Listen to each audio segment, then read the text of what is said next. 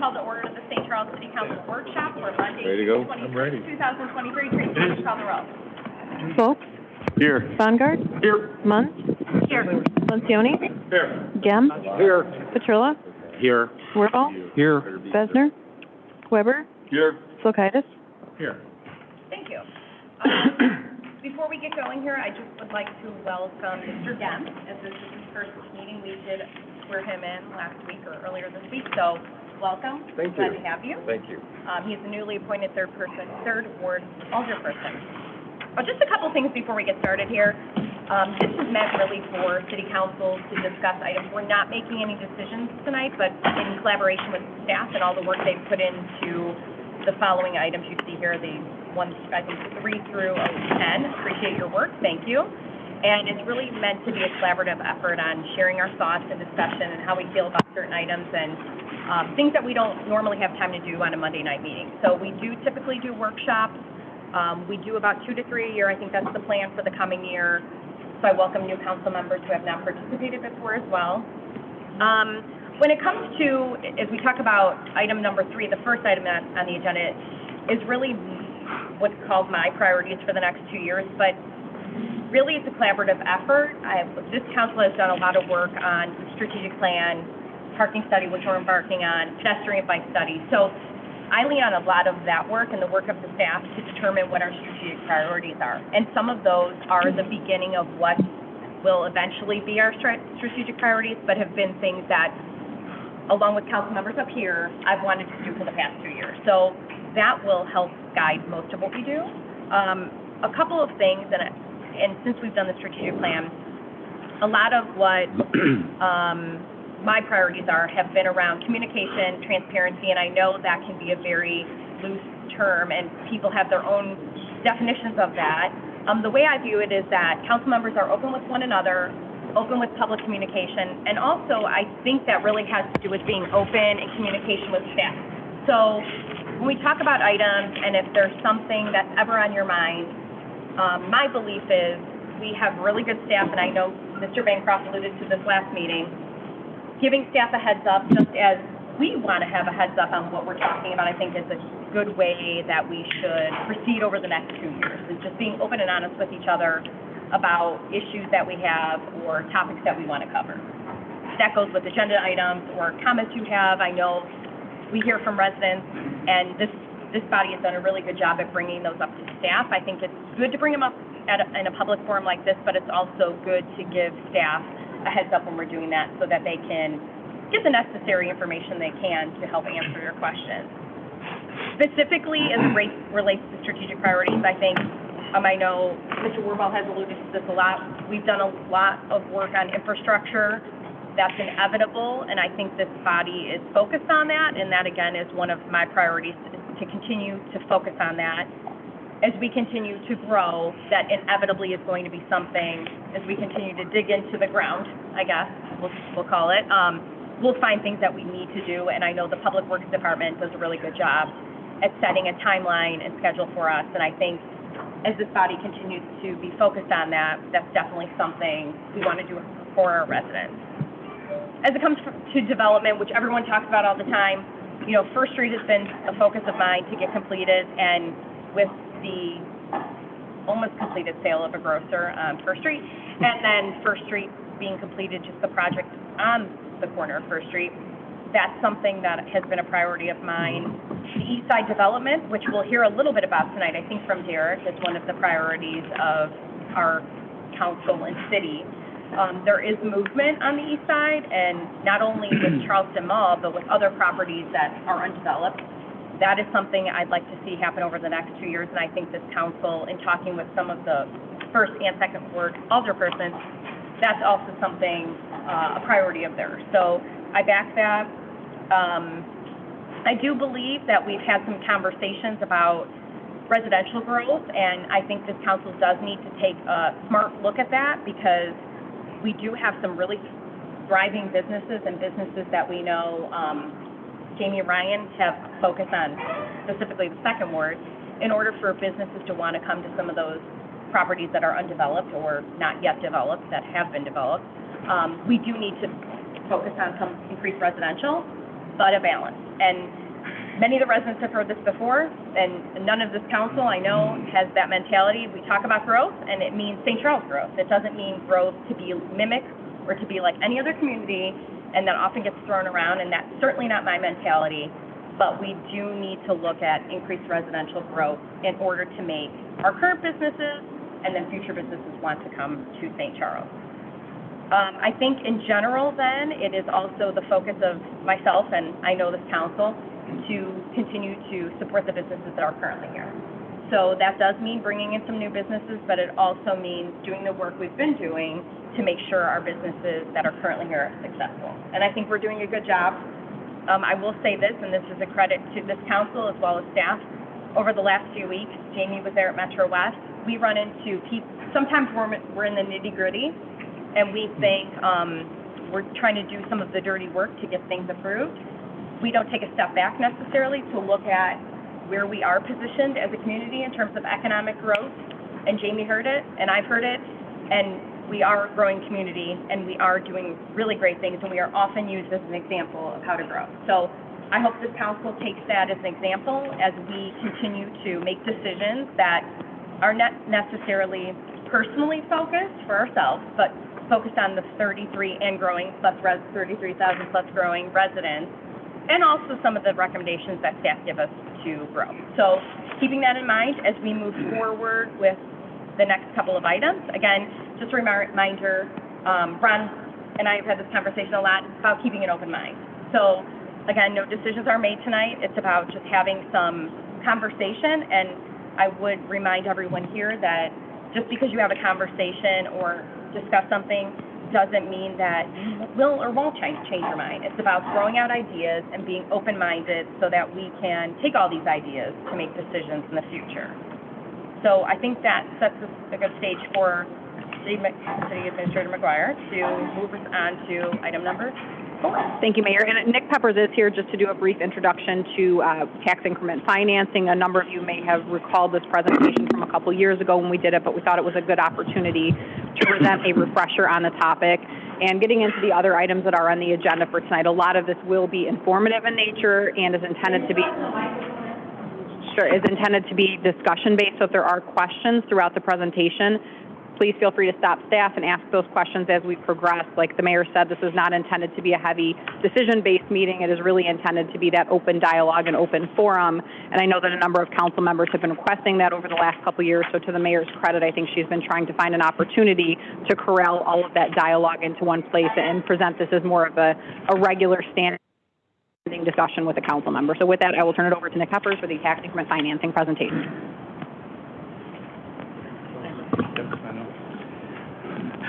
Good evening.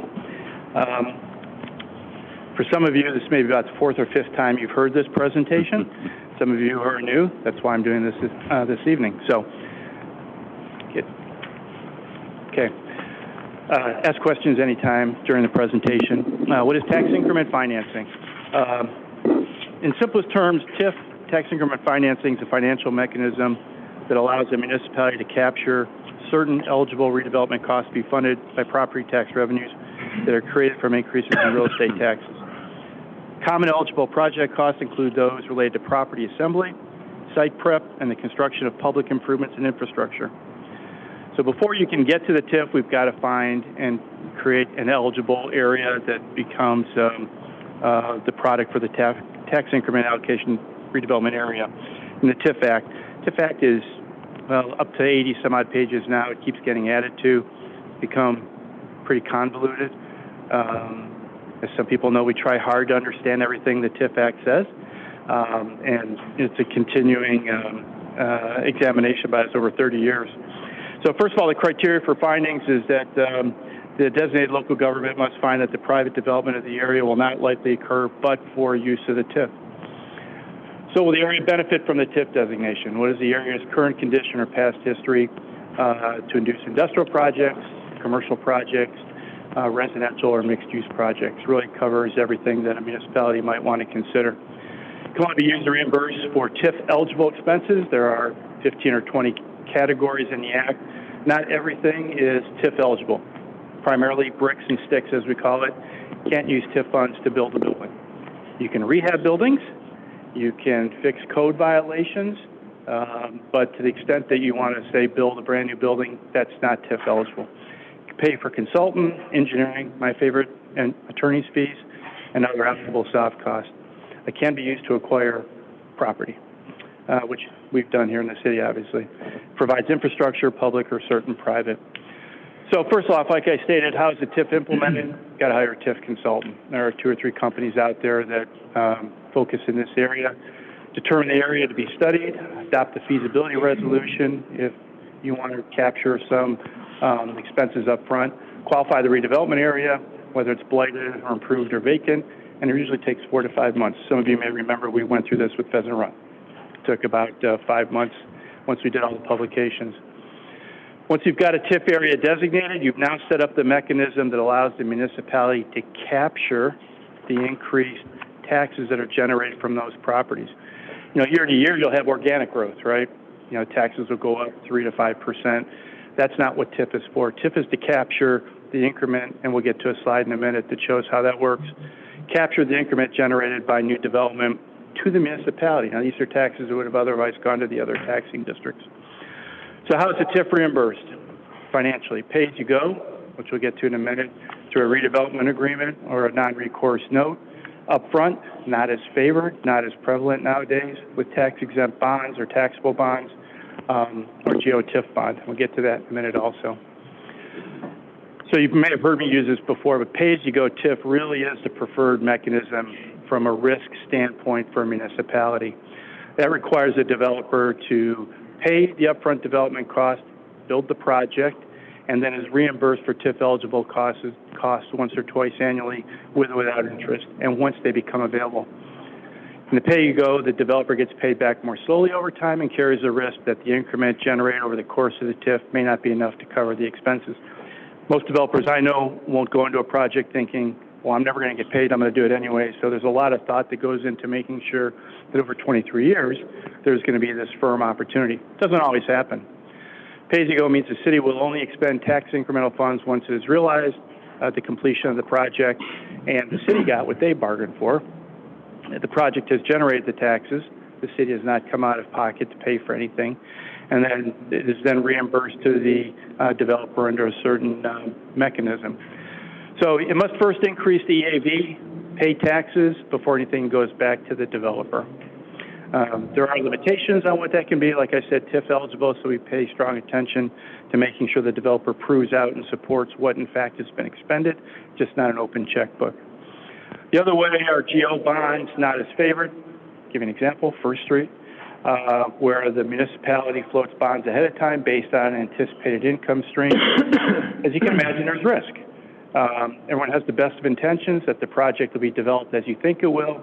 Then you get 3 years of a great recession, and there are no taxes, there's no building, there's no development. Next thing you know, we're looking at how did that financing, fall behind. So bonds up front have become less and less prevalent unless you can get guarantees from the developer.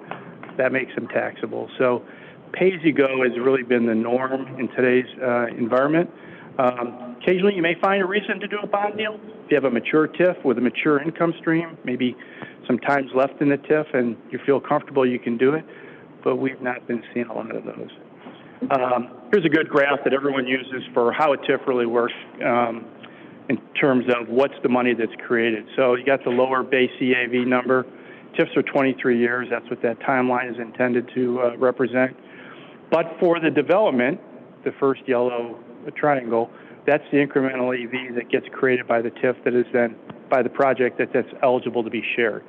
If it didn't happen, you'd be still creeping along at the base EAV mark. After 23 years, as that increment keeps generating in the right-hand yellow, that now goes to all the taxing districts. I will say that TIFs are scheduled for 23 years. There are mechanisms to get 12-year additions to them in the event that you cannot capture what you need to if you have obligations. And that is a common practice to go downstate, but it requires state approval by the legislature. Here's an example I used last year on a project that maybe we will see come to us soon.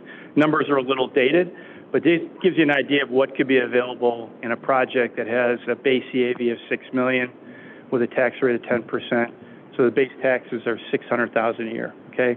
Every year, $600,000, that's what this property would generate. Now you get into a development, and you work into the project assumptions of the construction, the phasing, the absorption, residential, commercial, industrial, all have different tax rates. There's a set aside of 42% you deduct for school in case there are children. Then you calculate the EAV over the time, 23 years, work out your calculations in 2045, generates $51 million. Take out the $18 million on the set aside, which could come back into the TIF, and then you've got what's available is $33 million. I won't pretend Bill Hanna will explain better than I could what an NPV, it's NPV, not NPF, but is $16 million. That's what a developer would look at. So this particular project, that's what gets generated by the development out of a project that only has $600,000 EAV right now. That $33 million does come back in if not all that 42% is used with all the school children. So on a commercial, like Pheasant Run, for example, there's no 42% deduct. It's all industrial. Anything commercial, there wouldn't be any set aside for that. But assuming that there is residential, that's how it would get looked at. Policy considerations, is there a but-for test? As a body, you're required to make that analysis to say, this isn't meant to be open checkbook to a developer, but for the assistance, would this project really happen? What type of development should be funded? What other incentive programs are available? SSAs, business district, sales tax sharing agreements based on sales tax.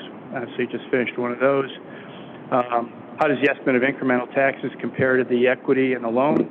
We don't want to be front-loading with the city money, and the developer's not putting any equity in, for example. Other city policies, TIF policy, city has one, stated, maybe should be examined, is from 2018. And then to the extent TIFs don't perform in 23 years, is there an opportunity to extend them? Here are the TIF districts that the city has. I think we're down to 4, Bill? We had 7? 5 right now. Yeah. Just for reference, I think we had 7 TIFs or 8 TIFs. And we burned off a couple. Hotel Baker burned off, Lexington burned off, the Foundry burned off. Am I missing one? So a lot of TIFs were formed in the 80s when we were doing a lot of these 25 years ago. So now we're on a decline. The most recent one is Pheasant Run. Okay, just for reference. I know I threw a lot at you. It's very high altitude. We've gone through at least one TIF formation, always available to answer any questions on that. And then redevelopment projects, agreements are project specific, depending on your appetite for what they should be. And what's that? TIF district summary. Oh, here are the TIFs. There are 8 TIFs. This gives you an idea. Maybe you've seen this before, of when they were established, when the last year for the increment was, and then some of these we had bond issues, and then the outstanding bond issues. Obviously, the glaring one is TIF 4 First Street, but you can see all the other TIFs look like they're going to pay for themselves. TIF 4 is probably a good candidate for an extension, but I think that'll be coming down the road. So it gives you an idea of the TIFs to date. It's amazing. It worked on the Hotel Baker when it was formed back in the day, and it's already expired, so I know I've been around a while. So any questions or anything that didn't understand? I believe the last time you had presented this, you had made the comments about the 12-year extensions getting tougher and tougher with the state. Is it the state or the taxing bodies that are making it harder to get that? Taxing bodies? The state, the answer is taxing bodies. Oh, I'm sorry. The state is open to extending TIFs. Mm-hmm. They will not entertain it unless the school district, in writing, consents to it.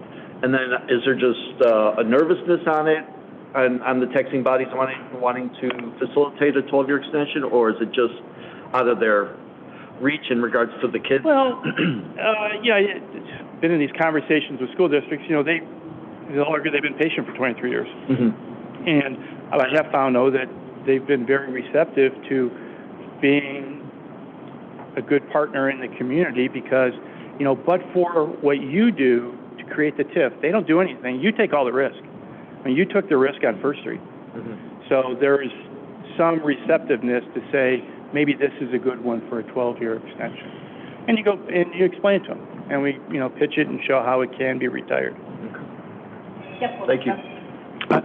Thanks, Nick, for your presentation. I'm just curious, what happens if we're denied an extension? How does that work? TIF will run out under its normal course. And So if it's 23 years and then we go in and we ask for an extension and the school district says no, how does that work? if they say no, then the state won't entertain they won't pass the legislature for the 12-year extension. Okay. Which means on First Street, last year we'll get an increment as 26, 27. That'll be it. I mean, we want all the increment will then go to the rest of the taxing districts. Back to this part of the graph. Okay. And just as a side to that, city administrator and I and other staff have done work on, we do let the other government bodies, we do give them a heads up if there's something that you've all been talking about, or if we're coming close with them, about the conversation, the implications of not extending and all that, so they're fully aware, so they can bring it to the board. So it's not like we are, when we have these discussions up here, we're not going about it in a silo. We are having those conversations on a regular with them as well. It's a real good point, and what I don't have in the slide is that, there's an annual requirement that we meet with all the tax It's called the JRB. Every November, I think, give or take, we meet with all the tax districts. We show them this. Bill's got great detail of all the expenses, all the income, all the increment. We sit down with all of them, explain. Every year we've done it. Okay. So there are no surprises to the taxing bodies. Very good. And just a quick point on to First Street real quick is that that is a good example of that if we are not able to extend that TIF, there is still money due and owing on those bonds. That is now going to have to be generated from some other source within the city, whether that's general fund or some other source of income that revenue that we divert from that. So normally it would just be, there's no more projects you can incentivize, but in that particular one, we actually have bonds that we have to pay off as part of that. Yeah, I guess that's where I was going with it. If it's, The point I was going to make, we owe that money. We have to pay. All Correct. of a sudden, we're just paying out of the general fund. Yeah. And it competes. I mean, we owe that money. It comes. That's it. That's all there is. But we would know in advance on that, right? Well in advance. If let's say another taxing body doesn't want to extend it, we would know well in advance. Oh, yeah. And staff's been really good. The mayor has been really good about contacting the school district. Okay. Already having these conversations. There should be no surprise to anyone. And, we've got hard numbers. We have really good numbers that can explain or tell the story. Thank you. Any other questions before we move on? We don't take public comment till the end. Go ahead. Am I good? Thank you. Thank you. And next, we're going to talk about the former police station site analysis. I know there are a number of people in the public here. We are not talking about issuing requests for concepts during this presentation. This is a adage from the discussion we had after the RFCs were denied earlier this year. This year or last year now? After those requests for concepts were denied, hiring a consultant to do an analysis on utilities, on parking, on traffic, on those type of items. So this is a discussion focused on what components of that, if any, council wants to proceed with before we even engage in that discussion of requests for concepts potentially next year. Thank you. Mr. Collins? Thank you.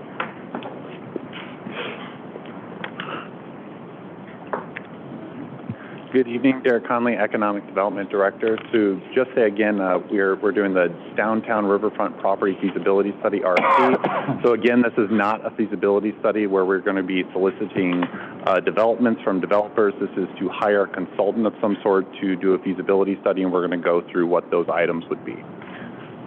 So just a slide here of what I think council should be thinking about as I go through this presentation. So the first question is, should we hire a consultant to conduct this property feasibility study?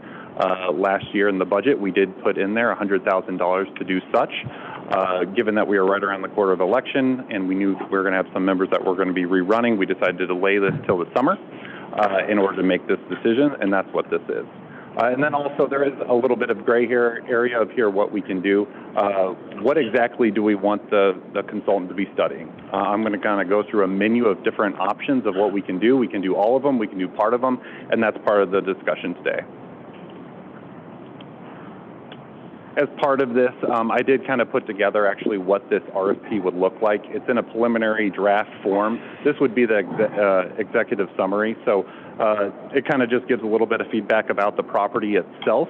And it does talk about how we did do a comprehensive planned amendment back in 2019, which was approved in 2020, which was a little bit poor a poor time, given that we were right around the corner from COVID. So we did do the comprehensive plan amendment, and we did get input from the community at that time, but unfortunately, we were not able to release a request for concepts until November of 2021. We released that in November, and then we've received 4 bids in March of 2022. I think those of you who are on council will remember this. We had several presentations to council and a lot of discussion about those 4 bids. Ultimately, what happened was back in December, the council voted to release and return all those concepts back to the developer, and then part of that discussion was to maybe do a feasibility study, which is what we were talking about now. We had a lot of the projects that entertained some ideas that we didn't know exactly were feasible, and we wanted to get more information on the site. So tonight we'll be kind of going through what some of those things are. So this is just a preliminary idea on the site. Just want to give you an idea for those members that don't know or don't remember or weren't here of this site. So of course this is the police station site, which is right behind me. We have a map that was actually part of the RFP. You can see right here, the police station site is in purple. As part of the RFP, the developers were allowed to entertain the use of these over here, these areas that would be A, B, and then C. This is all city-owned property. Of course, the majority of development would be on the purple side here. B would be the parking lot, which is currently used by city staff. And we also have parking in A. And then the green area, this would be C, that would be the river corridor open space. So part of the comprehensive plan amendment that came out of that was that the public wanted to maintain access along the river here.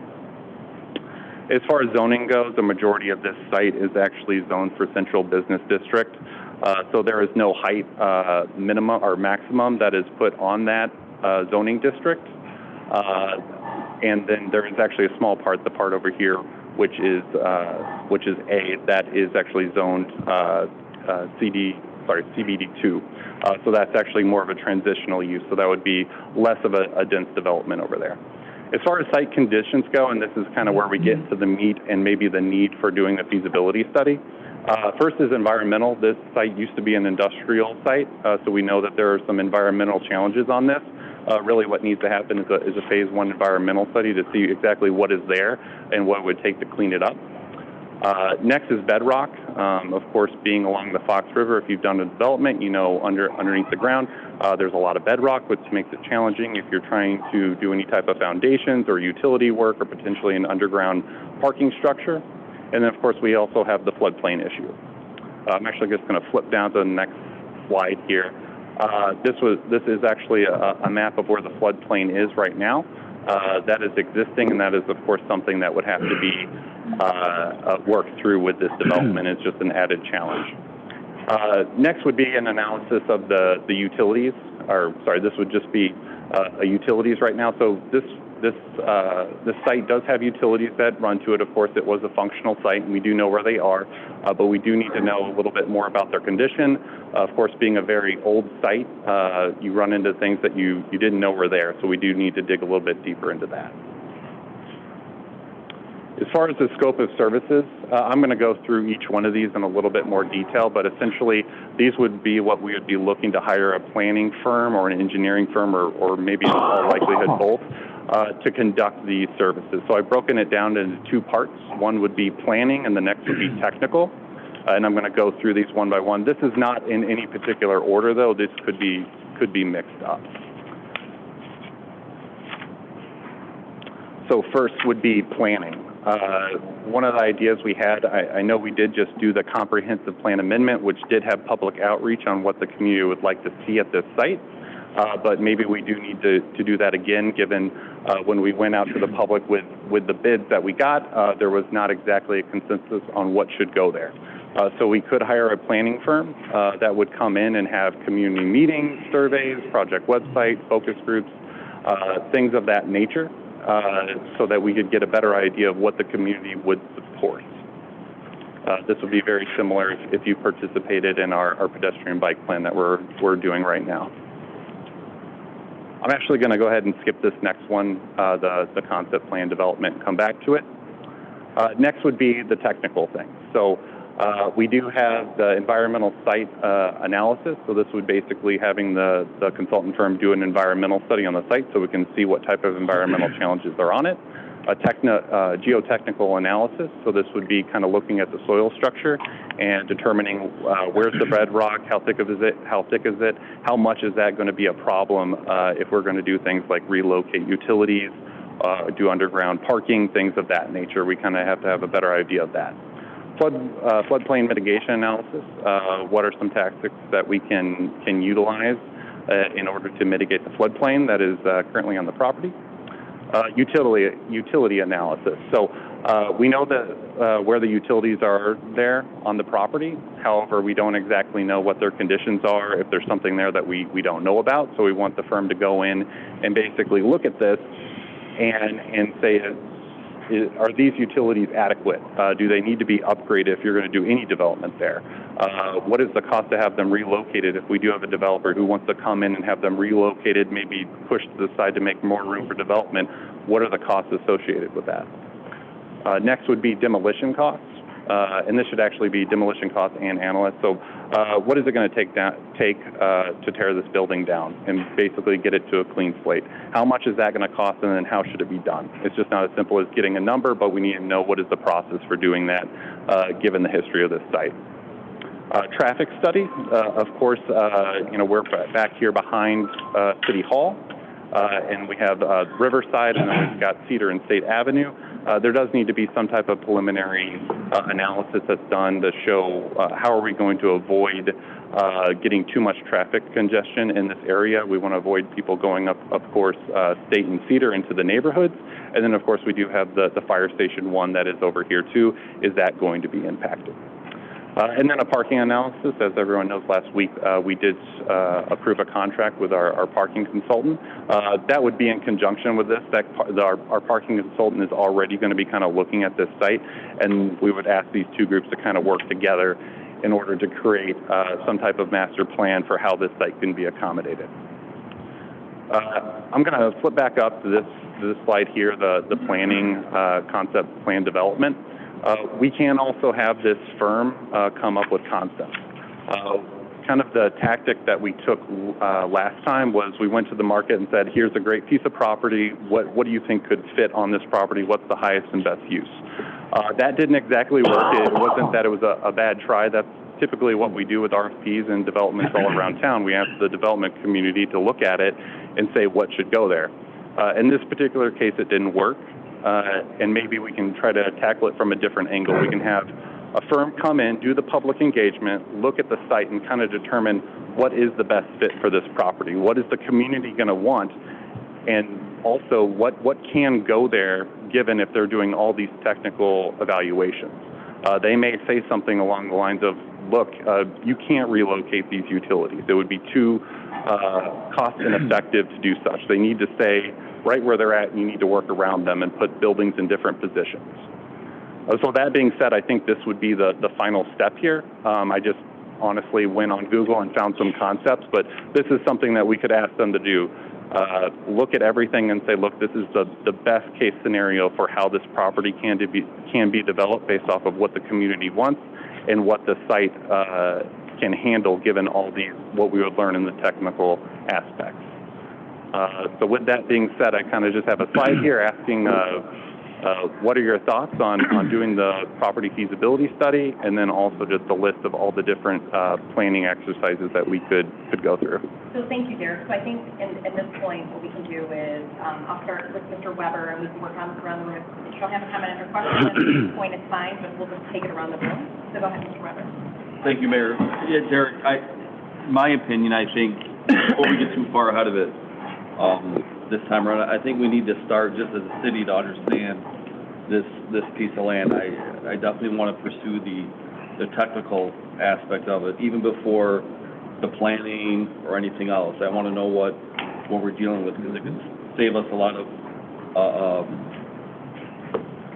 I don't know, mistakes that maybe were made last time. So definitely the technical portion I support at this point. Thank you, Mr. Besser. Just one quick question. The public engagement process versus an actual study, or someone coming in to guide us through this process? Is there a cost factor for both of them? Is one way more than the other, or are they pretty close? I would think that the public engagement would be cheaper, Okay. honestly. Fair enough. Thank you. Thank you, Mr. Warble. Oh, I have a lot of questions, so, okay. So I support the technical studies. The one question I have, though, is the traffic study. Maybe you can help me out here. How would they conduct a traffic study not knowing what the concept plan is? What are they basing that on? Are they basing it on the baseline, what's there now, and then they... I think that you're exactly right. There's a little bit of a chicken or the egg scenario. So basically, we would ask them to kind of give us their initial thoughts. Maybe say, hey, look, is this something that could handle a 500-unit multifamily complex? Yes or no? Give us some type of idea. But really, what we would do is the best thing, if we wanted to do the whole package, was have them actually come up with a concept, and then they would do a traffic study based on that concept. And that's where I'm concerned is they are going to determine the concept plan, and I think that should really start with the people. I think that it's a public parcel of property. It's a beautiful piece of property, and so I feel like we're going to go down a path we may not want to go down again. And you know, like for me, I think we should explore all of our options, and that includes even just keeping it a public space for the community to use. So I don't know if they would even include that in one of their concept plans, if that's even a possibility, because I just feel like if we let them, the consultant, start determining the concept plan, and then we have public engagement, it may not align with what the people are looking for, and I think we heard loud and clear that those 4 proposals were not what they were looking for, right? So I'm hesitant on doing the concept plan piece until we really have a lot of feedback from our constituents on what we really want to do there. So I just want to be clear, you'd be supportive of doing the concept development, but you think that the public engagement piece should happen first? I think that should happen first because you know, they can do something and say, well, wait a minute, that's not what we want. That's not what we envisioned, so we just wasted time and money on something that maybe, I don't know, 80% of the people, you know, don't want. You know, for me, it's like, could we put a piece out there that has an amphitheater, maybe a Batavia boardwalk piece, and see how do these studies work with that vision?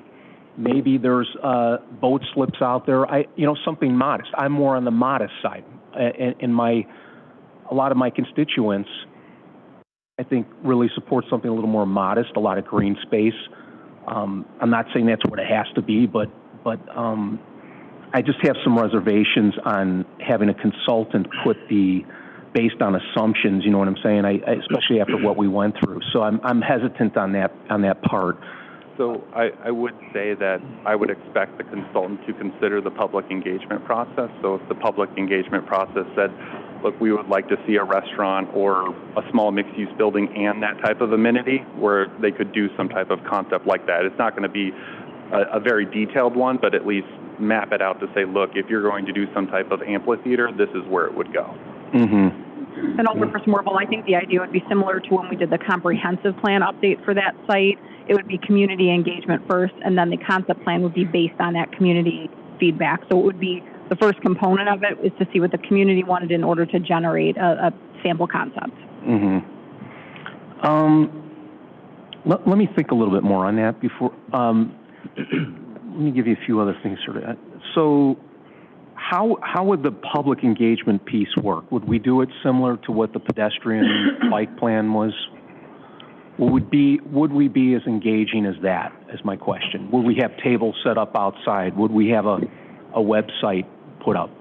It would probably be similar to what we did in 2019 for the comprehensive plan amendment and similar to the pedestrian bike plan, probably multiple community meetings, survey, project website, things of that nature. So also, there were questions about whether or not the Park District would be interested in collaborating with the city on that property.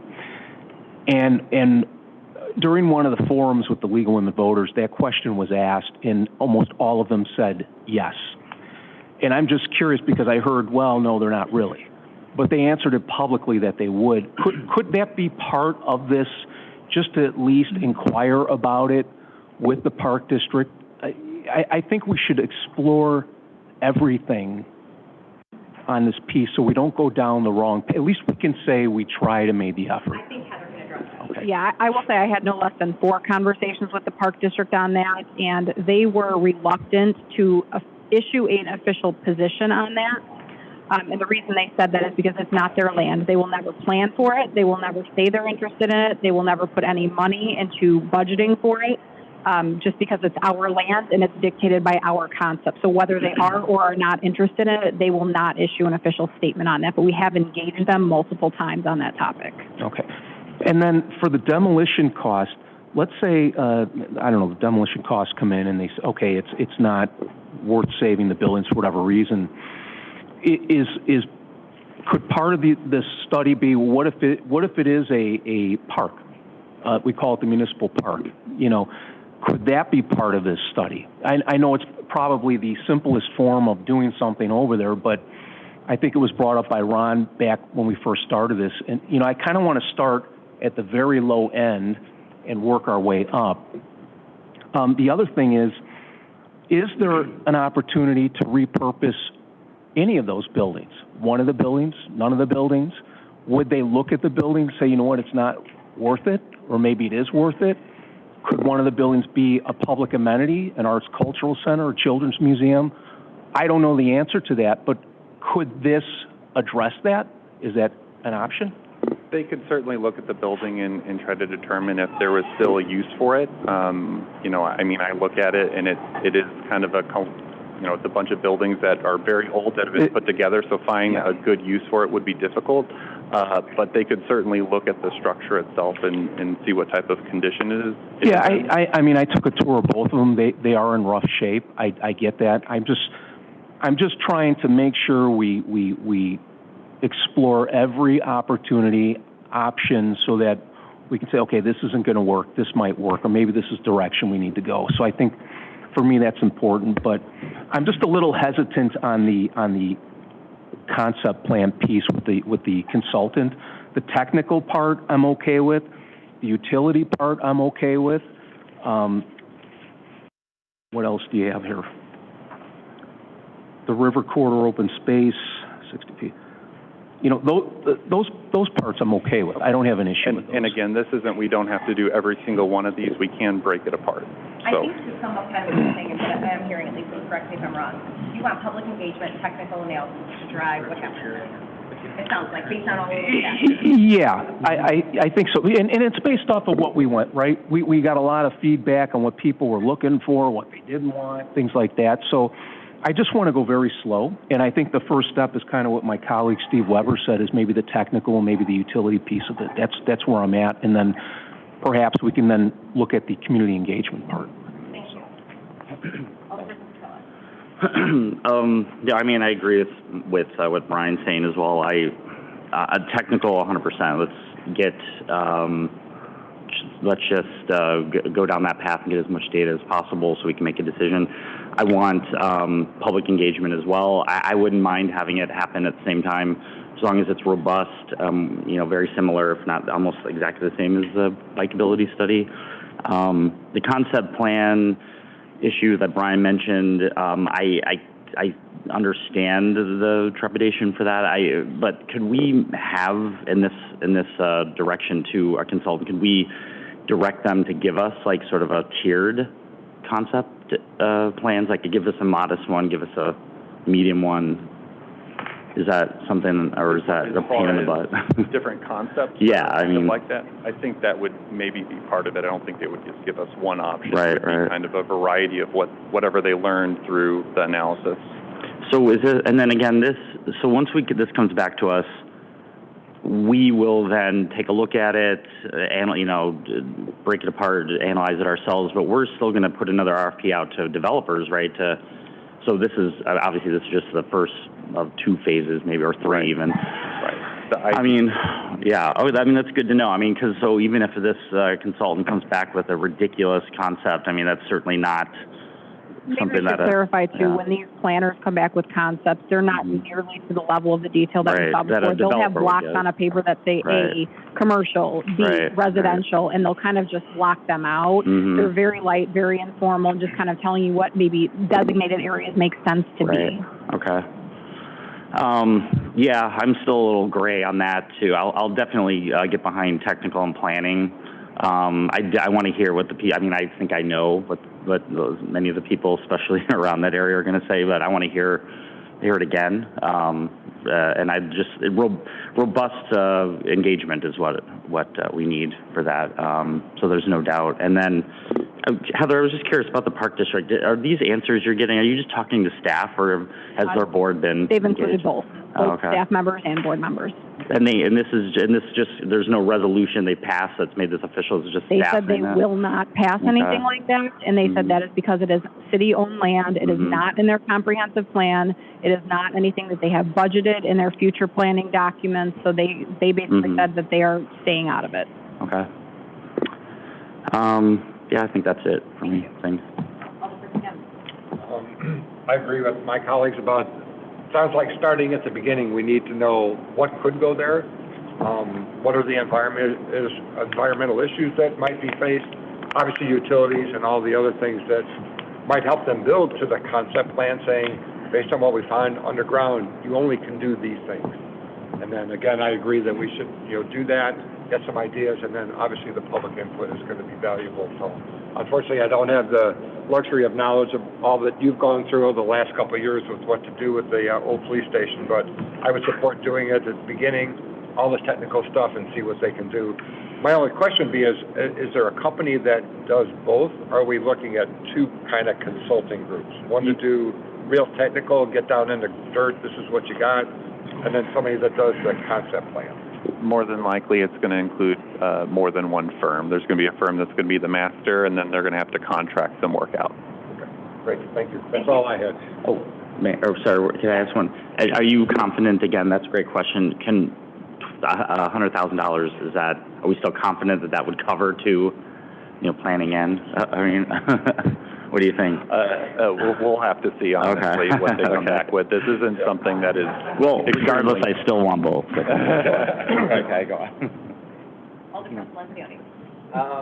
I'm very much support getting some help and guidance and understanding that this would be a company that works for us, all of us, and helping us understand what's possible, helping us balance, because I think we heard a lot from the residents, and that's really important. I'm going to do something that fits. I remember asking questions like, how intense was the use of the police station?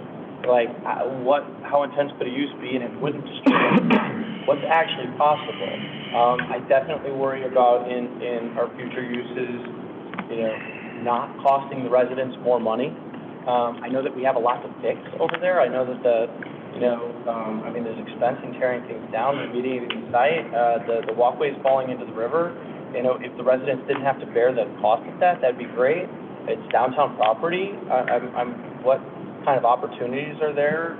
I need somebody to help me who does this. Help me balance all those priorities of creating something that's going to augment our downtown, providing enough revenue that we can get, something that's, this property developed the right way, with as little expense and the most, synergy with the rest of our downtown. That's all really complicated. And to sit up here and say that I know exactly how to do that, that's I would definitely like to see somebody working for us to help us balance those priorities. But I also want somebody to help, highlight some of those priorities we might not be thinking about, because, we have to be fiscally responsible. I think that's really important in doing all this too. I mean, we've stretched our financial base enough, and I think that there's things that we can do to augment our downtown, but I also want to be very sensitive and respectful to the immediate neighborhood that's there, because they've lived with another thing, and the greater St. Charles to do what's most responsible, and I need somebody to help me figure out how to do that. So if that's what this consulting engagement is going to do, I think that's wise. Thank you. Alderman Lund.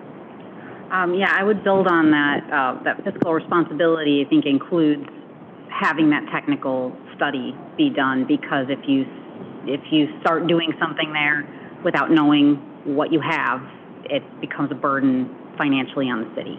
So I absolutely support the technical study, but it's got to include the public engagement. I don't know why we wouldn't do that.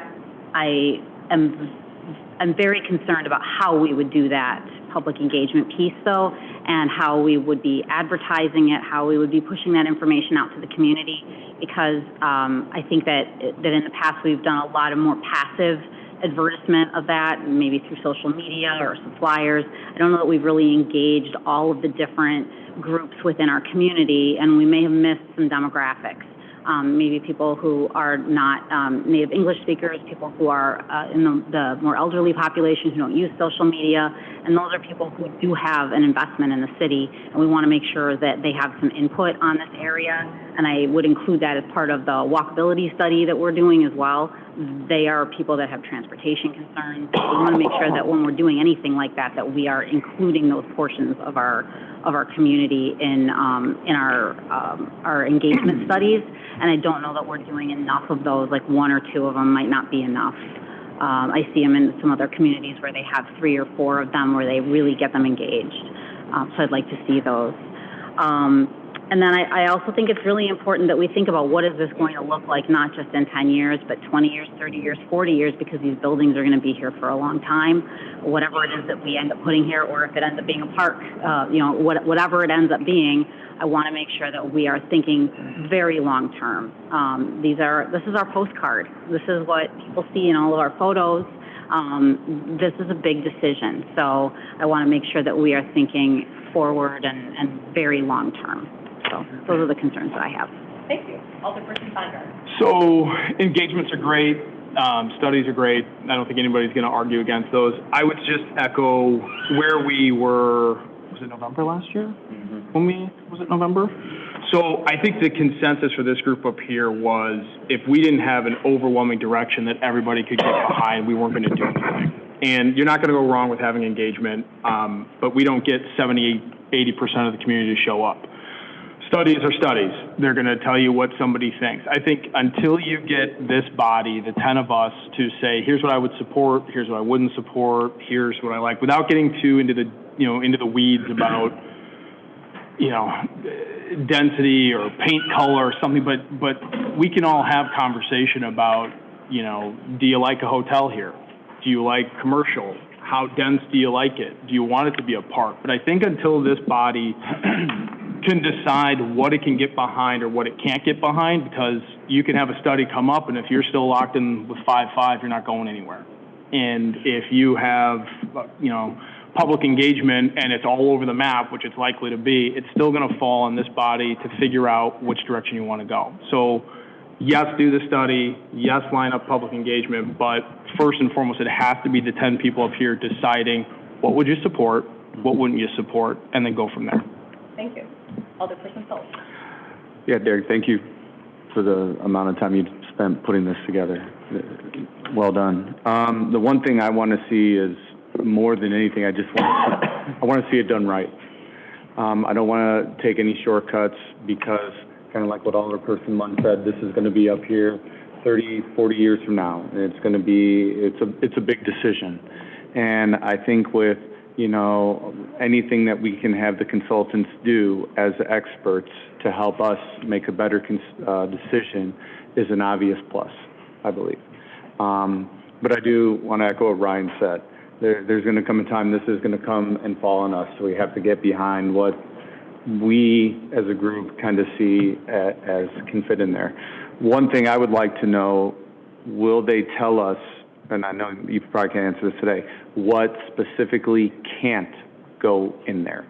Okay, because some of that might help us then when dealing with constituents saying, well, I know this is something that you might have liked, but from the feasibility study it's showing that it's not able to, based on how much it would cost to move utilities, based on the landscape of it. So would that be something that they would be able to offer us right away to say, no, that is not a viable option for this piece of property? I certainly think that could be something that they do come back with us with. Now, like engineering-wise, almost anything is possible, but we'll have to look at the financial cost of it. And I think that's what we're looking for. If we want this to be financially feasible for the community and the city, you need to design it in a certain way. Right. So Okay, thank you. Yeah, and I agree, this is going to be a nice showpiece. It really is, and it's something we have to make a very intelligent decision on. I think it's something we have to put a lot of thought into. It cannot be something that we just throw out here and do. It's going to need to take some time, and it's going to, all of us kind of working together. So I really appreciate this first step that we're taking with this tonight to kind of get some thoughts on the ball rolling. Thank you. Well, pretty much my colleagues have stated most of my points. One point, I do agree with the technical, except I don't know if we need to do a traffic study or parking analysis. We don't know what's going to be there yet. I wouldn't see a point in doing the last two things. The other stuff I think is very important. Like you said, bedrock. Is there a bedrock or not? That's determine what we decide what to put there. Personally, and in my personal opinion, and people I've talked to, they like to see nothing there. Okay? Okay. Now, if we're gonna put something there, I would like to see more green space and less building. If something's gonna be built there, I wanna have more, ample amount of green space. And yeah, this is I think our last big project in town here. We'll make sure we do it right, with public input and everything. But you're right, Brian, but we're gonna get extremes on each end, which is good. Let people be creative. I have no problem with that. But we're gonna have to find some consensus, piece of here, piece of this, piece of that, something that we please most people. Okay. But yeah, so yeah, I have no problem with what we've discussed here. So I think my question is, well, I have two question and comment, or maybe two questions. Question is, do you have what you need? And secondly, can you give us, both of you, an anticipated timeline of when we think this topic will be back before us to have further discussion? I think I have what I need. I guess if I can just make sure we're on the same page as I'm hearing, I think people want to pursue the public engagement component of this and then the technical aspect of it, but not do the concept plan development at this time. That's something we could always come back through later and do. Is that, are we on the same page with that? For me, yes, I think so, and I think that maybe what I'm hearing from some down here too is that, and coupled with that, maybe the discussion then becomes at that same time, based on this information, what, maybe some recommendations in general, not a concept plan, but feelings of, like to Ryan's point, I can get behind this or I cannot get behind. Sorry. I was going to say, I think that would be appropriate at the point when we get some of this information back, because that'll help guide the council on understanding what is feasible in these spots and what could be developed there, and then that discussion can ensue at that point. Yes, Mr. Lencioni. I have one question, because I sit and think about this. Is one of my guiding principles is the city should own as little property as possible, to accomplish our goals. And this is a development piece. We don't need it for anything. We're not the park district, so we don't do open land. So my question is this. It's like, okay, either we find a way to develop that we think it's acceptable, or the other thing, normally what anybody would do with a piece of property is they just put it up for sale and sell it to the highest bidder. So we're in this weird spot in between. So what do we do? Because, we're not developers. That's not where our skills are. So I definitely need guidance, but we're talking about, I want us not to own this. Like, I'd like this back on the public roll so, the schools can get property tax and the rest of it, So I just want to clarify that I do want a public amenity piece included in this, because a year and a half ago I brought that up and it wasn't included, and I don't want to circle all the way back around and then we're talking about it, we don't have an answer. At least let's have an answer if that building is repurposed, or if there's an outdoor amphitheater that's public, or Batavia Boardwalk is out there. What's the cost of that? Could there be sponsors that pay for it? I just want to get creative with what we're doing there, and I don't know if we can include that, but I would like that included in here. I really don't want this to be driven by a developer's vision based on the marketplace. We already went there. It didn't work. It was really bad. I'm open-minded to that, but I just don't want that to be the sole thing that we're doing. So I just want to be a little creative in what we're doing here. So. And so, If I could just build on that a little bit, my perspective on that is just that a developer's job is to get something built and get tenants or get property sold today. We have a unique opportunity to build a vision for our city, and I don't think we should squander that by rushing into anything. I think based on what I'm hearing too, it's easy to jump ahead and want to, because then we're looking at, then I just don't want you to, all of us to get hung up on, if that's your idea right there, and then someone else has another idea, then we're going down the road of let's push the concept. So I think to take us back a step, let's focus on if we can agree, technical analysis, public engagement before we go down the road. So that we don't get, and I'm not pointing at you as the other side says, well then let's go down the road of the feasibility of a hotel or because then that's where I think I just want to make sure that they're not basing their traffic study, their parking analysis on assumptions that are not maybe accepted up here completely. So I guess that's where I'm going. I know I don't know how they do this, but I just want to make sure they're not going to base it on a 10-story building. You know what I'm saying? I don't know what they're basing it on. That's all. It'll be low, medium, high use type scenarios. They won't talk about specific uses. It'll just be, if you design a low use, this is what the traffic impact will be, medium and high. And I think Derek's going to make a comment about the public engagement and how that concept plays in. I think that Ryan brings up a good point about you being the final decision makers, and we can actually have the consultant engage with each one of the council members to try and clear that up as part of the public engagement. So you can talk to the consultant about what your vision is, and they can kind of compile for us, is there an overlap, and where is it at? Okay, thank you. Very good. Okay. Thank you very much for that. I think we're off for development process overview. And Russ Colby is going to be presenting this. This may be, I think, new to actually all of the council members, and I know since I have joined city staff, we've gotten a lot of a lot of questions regarding the process for development. There's a lot of confusion from preliminary concepts and how it actually works through the process. So just want to make sure that council understands exactly how everything comes through, especially as we're trying to be more business friendly. We've been making a lot of tweaks at staff level over the last couple of years to try to expedite process and make things a little bit simpler for the developers. But I think this was just a good opportunity, especially having a few new council members join us, to give an overview of that process. Oh, Mayor, I have a quick question. Sorry. I had a question mark. What's the timeline? Derek, you never answered that. Okay, thank you. Sorry, Russ. We'll need more time. We won't make the P&D committee for July, but potentially August. Not a promise, but that would be what we would be aiming for. Okay. Thank you.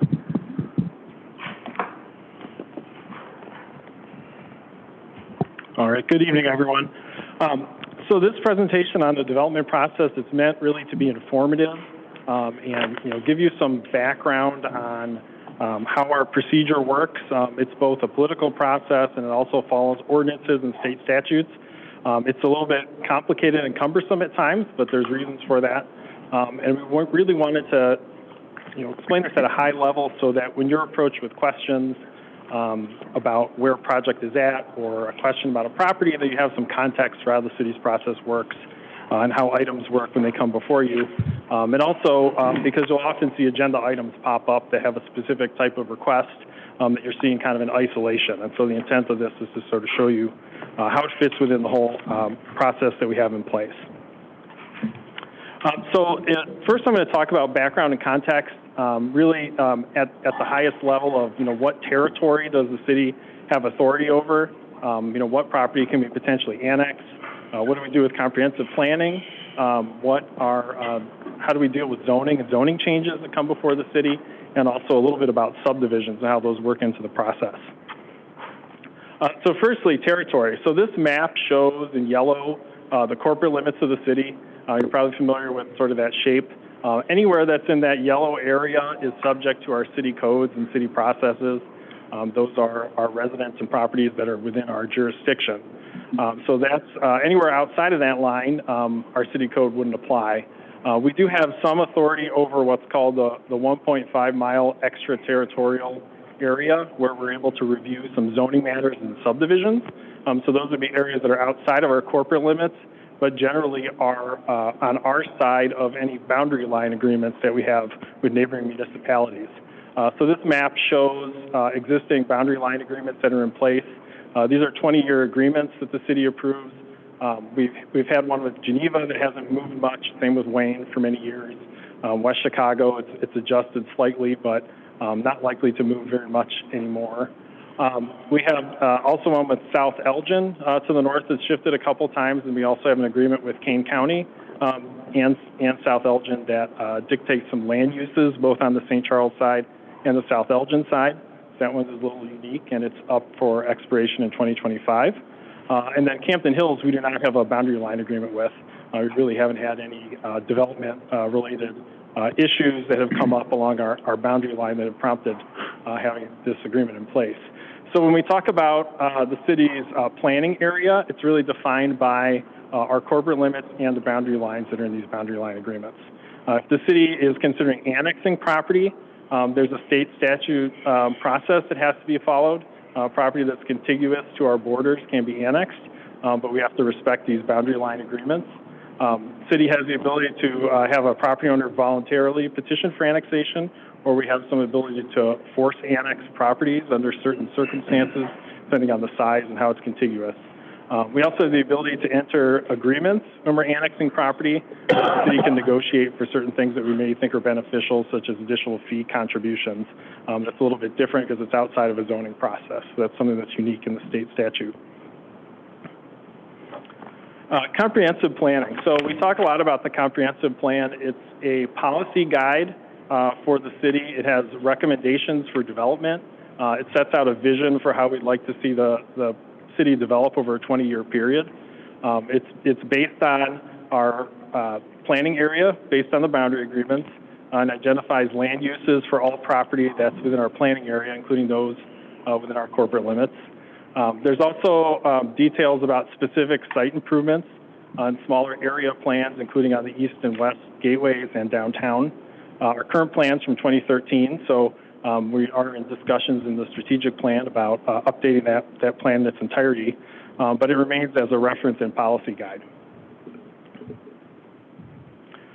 Now, the comprehensive plan is really about policy, but our zoning requirements are really our city code, our city law related to development.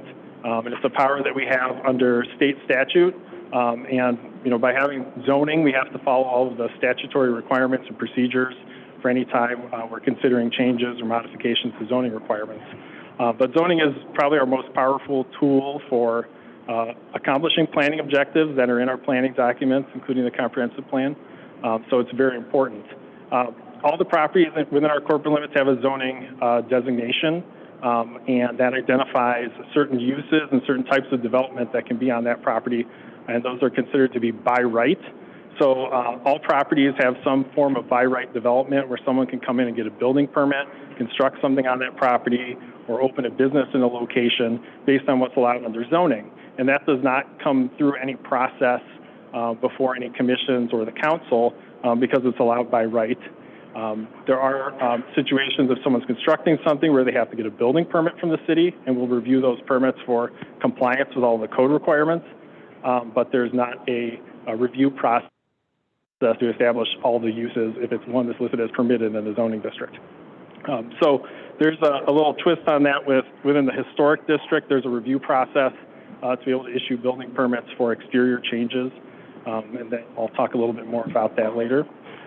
In terms of how the zoning ordinance is administered, myself as the community development director am designated as the administrator, so I enforce, interpret, and apply the code requirements, and we also have an appeals process in place for any property owners who would like to appeal a decision that's made from an administrative standpoint, either related to a building permit or a zoning interpretation. The council frequently is discussing zoning in the context of zoning changes. So these would be, there's a list up there of different types of applications that come before you. These all follow a legal process that's in the state statute. Anytime there's a zoning change that requires a public hearing, that goes before the city's plan commission, which is an advisory body that holds the hearings and provides recommendations to the city council. This is a list of typical applications. You'll see a general amendment, which is really a change to the text of the plan, a map amendment, which is a rezoning of a property, a special use, which is a site-specific approval for a certain type of use that may be unique in terms of its impact or its design, where it needs to be reviewed before it's established, and a PUD, which is fairly common, where there's a unique project where there's zoning standards being established specifically for the project, and that there's some variation in the code, that flexibility applied to it, and that's maybe some trade-off for public benefit. So that tends to have a wider scope on lengthier discussions of projects. Subdivision, so subdivision approval is required by the city anytime property is divided to create multiple building lots. This also is a process under the state statute, which has some exceptions to it, where our process can be bypassed, so we don't see all subdivisions. But the subdivision code is important because that is what sets our ability to enforce public infrastructure requirements. Anytime someone's dividing a lot, they are required to install streets, sidewalks, utilities, and sort of all of the public improvements that go along with a development. So that's all through the subdivision code. But most often we see subdivisions being proposed at the same time as some other type of zoning or annexation approval. So you often see a group of applications submitted that includes a subdivision, some type of zoning approval like a PUD. So now I'm going to talk about the development review process and sort of how that flows. As I mentioned, the process really depends on the current status of the property and then what's being proposed as to what type of application requests are submitted, if there's annexation, if there's some kind of zoning change, if there's a subdivision that's being proposed, or a PUD. They all have different processes and review criteria, but they're typically all filed together at once and considered at once. So when they're presented to the city council, usually reviewing the project as a package, even though all these individual applications have been filed. And the process includes both staff level reviews and also commission council level reviews. And it varies depending on what type of application is filed. But generally there's 5 steps: the pre-application discussion, a concept plan, a preliminary approval, which is usually the lengthiest, and then final review and permitting construction. So the pre-application stage, this is when a developer contacts the city about an idea and is maybe looking for feedback to understand what the city's plans and codes would say about a potential project. Issues that come up include zoning, site access, utility capacity, also looking at any kind of potential review process that would be required. This may also trigger some discussion about possible incentives or grants, maybe city participation in a project to understand if that's going to be required to make a project feasible. And sometimes we may suggest doing a site visit or getting more information on the property, or we offer a service called a base visit, which is an on-site assessment of a building to understand what would be required to reoccupy a property for a certain type of business or use. We also obtain feedback from our DRT group, which is the development review team. That is the staff group that includes representatives from all the departments that are involved in development review. So that includes economic development, public works, fire prevention, police, and they're really engaged at all levels of our review process. You know, we start at the pre-application stage, but they're involved in discussions and reviews on all projects through preliminary, final, and permitting. We do occasionally have developer contact with alderpersons. They may be seeking this independently to try and get an assessment of whether there may be any interest or if it's worth presenting a project at all. They may try and get that feedback initially. Sometimes staff will facilitate this in a more organized manner if it's a high-profile project where we think it's important to try and pull all of the council members, at least get their feeling on something before someone presents something through a public process. The next step, the concept plan application. So this includes a staff review process first. Once applications are filed, we receive plans. Those usually include site plan, utility layout, building renderings, kind of the basics of what a site would look like. Those plans are distributed internally to the DRT review staff for review. And based on comments that are received, we compile staff memos that are produced that go into the meeting packets. And those memos will identify options and provide some direction to applicants on what would be required if they were to move forward. That's issued typically before then the public review process starts. When the public review process is underway, there's letters that go out to adjoining property owners. It's not a public hearing, but it's notifying them that there's a public meeting regarding a property that's near where they own property. If it's in the historic district, it goes to the Historic Commission first, and they look at historic buildings, architecture and scale of buildings. At the Plan Commission level, they review the staff memo in more detail because they're looking at comprehensive plan and zoning. They also hear community input and based on all the information they've heard, provide comments to an applicant. That the concept plan is then next presented to City Council Committee, which is typically Planning and Development. And they would, at Planning and Development, you'd receive those comments from Historic, Plan Commission, public input, and then you'd have an opportunity to provide feedback and direction to the developer for their consideration if they want to move forward.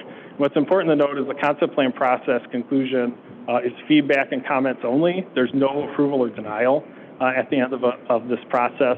It's feedback for the developer to consider to decide whether they want to continue to pursue the project, potentially change the project, or come back with something different to present.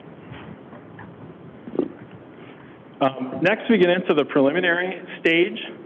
This has 3 steps in it. I'll start with the initial staff technical review. With the preliminary application, because the level of information that's submitted is more detailed, there's a lengthier staff technical review that goes into preliminary applications before they're presented publicly. So once the application's filed, plans are distributed to the DRT group, similar to a concept plan, and they're compiled. But typically, the comments that are provided will require the applicant to resubmit plans, to modify things on plans based on compliance with code requirements or other standards that they need to meet in order for the plans to be determined to be acceptable for proceeding through the process.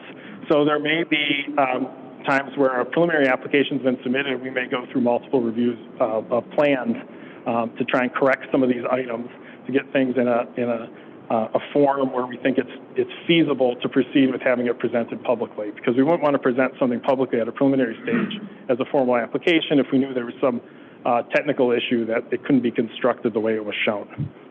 We also will perform technical analyses of what's been submitted, or review those technical analyses if they're from developers. That includes utility capacity, modeling of utilities, traffic studies, stormwater reports, and stormwater engineering. Those will be reviewed as part of the process. And once we've reached the point during the staff technical review that we think we're comfortable with the project proceeding through the public process, we'll issue a staff memo similar to a concept plan that includes a little bit more information on the status of the review and also some outstanding review comments. And that memo will have some suggested action for the commission or committee who's reviewing the application as to whether there's enough information from staff standpoint to be able to say that this project can proceed through the process if you want to provide a recommendation on it. But there is an option with preliminary applications that, it may be reviewed multiple times. So the public review process, anytime there's a zoning change that's being proposed, there's a public hearing required. So there's a formal notice that's sent out to property owners within 250 feet, notifying them of the hearing. The historic district, if it's property in the district, the Historic Commission reviews it first, but then the Plan Commission holds the official public hearing. So at that hearing, they hear the proposal, review the technical documents, hear public comments, and at the conclusion of their hearing, they're really, deliberating on what's being presented to them and whether the project or application complies with the applicable findings of fact. So there's a list of findings of fact that are associated with each application type that would need to be addressed by the applicants, and the Planning Commission is reviewing that information to determine whether they believe the application that's been submitted meets those findings. And so they would issue then, at the conclusion, when they make a recommendation, it's in the form of a resolution, and that's the resolution that gets directed to the P&D Committee for review. When it's presented to P&D Committee, we're also seeking a recommendation, and you have the Plan Commission recommendation, any of the comments from the public hearing in front of you as well. One important thing to note during the public review process, a lot of times the plan review that's ongoing with staff, there may still be outstanding items that need to continue to be addressed even after it's been presented to committee. There's usually technical items that need to be corrected on plans, and sometimes this can delay the process. So the P&D Committee may make a recommendation to advance the project forward to City Council, and we have to continue working with the applicant to refine some things on their plans before we can bring it to City Council for any type of action. So that happens on occasion. And the third step in the preliminary process is the decision or approval. And so at this point, we have documents drafted for council consideration. The council is at that point taking legislative action, approval of ordinances. So there may be approved plans that are attached to those ordinances, may include zoning deviations or some other unique conditions specific to the project. It may include other types of time restrictions, for example. There is a timeline in the code for special uses and PUDs, and generally they expire if the final plat for the project hasn't been recorded or if construction hasn't begun in 2 years on the project. So anytime that there's a special use or a PUD, that construction timeline applies. If there's a text change or a zoning map amendment to rezone a property, those things take effect immediately and they're permanent and there's no automatic expiration on those. But the special use or PUD approvals would expire. This approval authority, once it's granted by the City Council, authorizes a property owner to proceed with submitting final level applications and drawings and permits to proceed with construction. Once they have passed this point, it really concludes the public review, public hearing process where we're looking at planning and design. And then going forward, the city is obligated to approve the subdivision plats and issue permits based on the ordinance that was approved. Obviously, there's some details that have to be figured out in the final stage, which I'll talk about, but really, provided that what's being submitted complies with what was approved at preliminary, we're obligated to take that through for approval. So the final level review, this is primarily occurs at the staff level. We're reviewing these plans for construction and verifying consistency with preliminary level approval. Sometimes there may be issues that come up where plans change, and that may come back before the committee, potentially as a minor change application. If something that's been drawn a certain way can't be constructed, it has to be modified. You will see subdivision plats come back through the process at the final stage. That requires a final approval by City Council to execute the documents before they're recorded. And we typically will not bring that final plat through the Planning Commission Council process until the final engineering review is far enough along where we're near completion and we don't think anything else is going to change with the plans. And once that plat's approved by ordinance, there's often conditions that go along with it before it will be signed and recorded by the city. So then moving into the final step, construction, permitting, inspection, acceptance. This is really dealing with what goes on when a project is in the construction phase. First, a few things to note. Projects that have public infrastructure, so public improvements that are required, we have a financial guarantee that needs to be posted, and that's a security to essentially pay for all of the public improvements that need to be provided in the event the developer doesn't follow through with the construction. So we require that be submitted before we sign off on the plat and issue any permits so that we know we have those funds accessible to be able to complete the work if need be. There's a land improvement agreement that goes along with that obligates the developer to complete those improvements, and we require that be submitted with the financial guarantee as well. Site and utility improvements are inspected by staff ongoing during a project, and once those have passed inspections and we've determined they're ready for acceptance, the utilities, that will come back before the City Council. It's more of an administrative matter to say we're accepting these utilities that have been installed and inspected by the city. And once that occurs, the city takes over ownership and a one-year maintenance period begins. Stormwater reports, so most larger projects have some stormwater engineering component to them. The city issues our own stormwater permits that are under the county's stormwater ordinance. And that involves monitoring the construction of stormwater drainage facilities, having those facilities established and functioning, and then also long-term maintenance of detention facilities. So the city maintains a list and inspects detention facilities over time to track compliance with stormwater permits. And finally, building permits, and these would be for structures or other types of private site improvements. There's inspections that occur of these, depending on the type of permit, over various stages. Typically at this stage, those inspections are being arranged by contractors who are performing the work. So it's typically a contact from a contractor who's arranging those and communicating with staff at that point in the process. And then finally, there's an issuance of occupancy to allow someone to occupy a building for whatever purpose it was constructed for. Those are typically done initially as a temporary, where there's conditions that need to be addressed with some of the site conditions or outstanding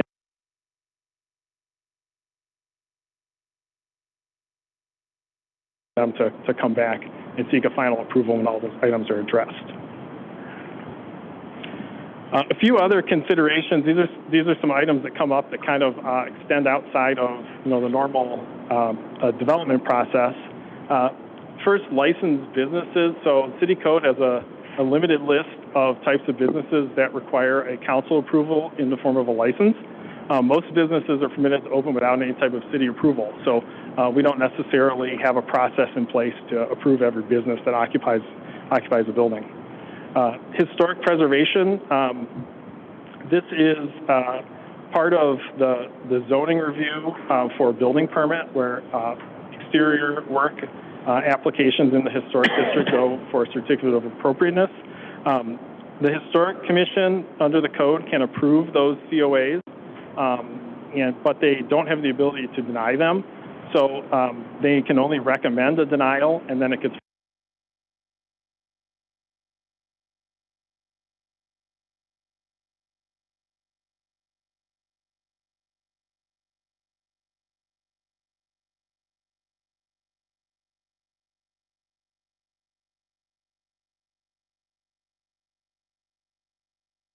the city has an independent decision-making zoning board of appeals that's separate from our commission and council process.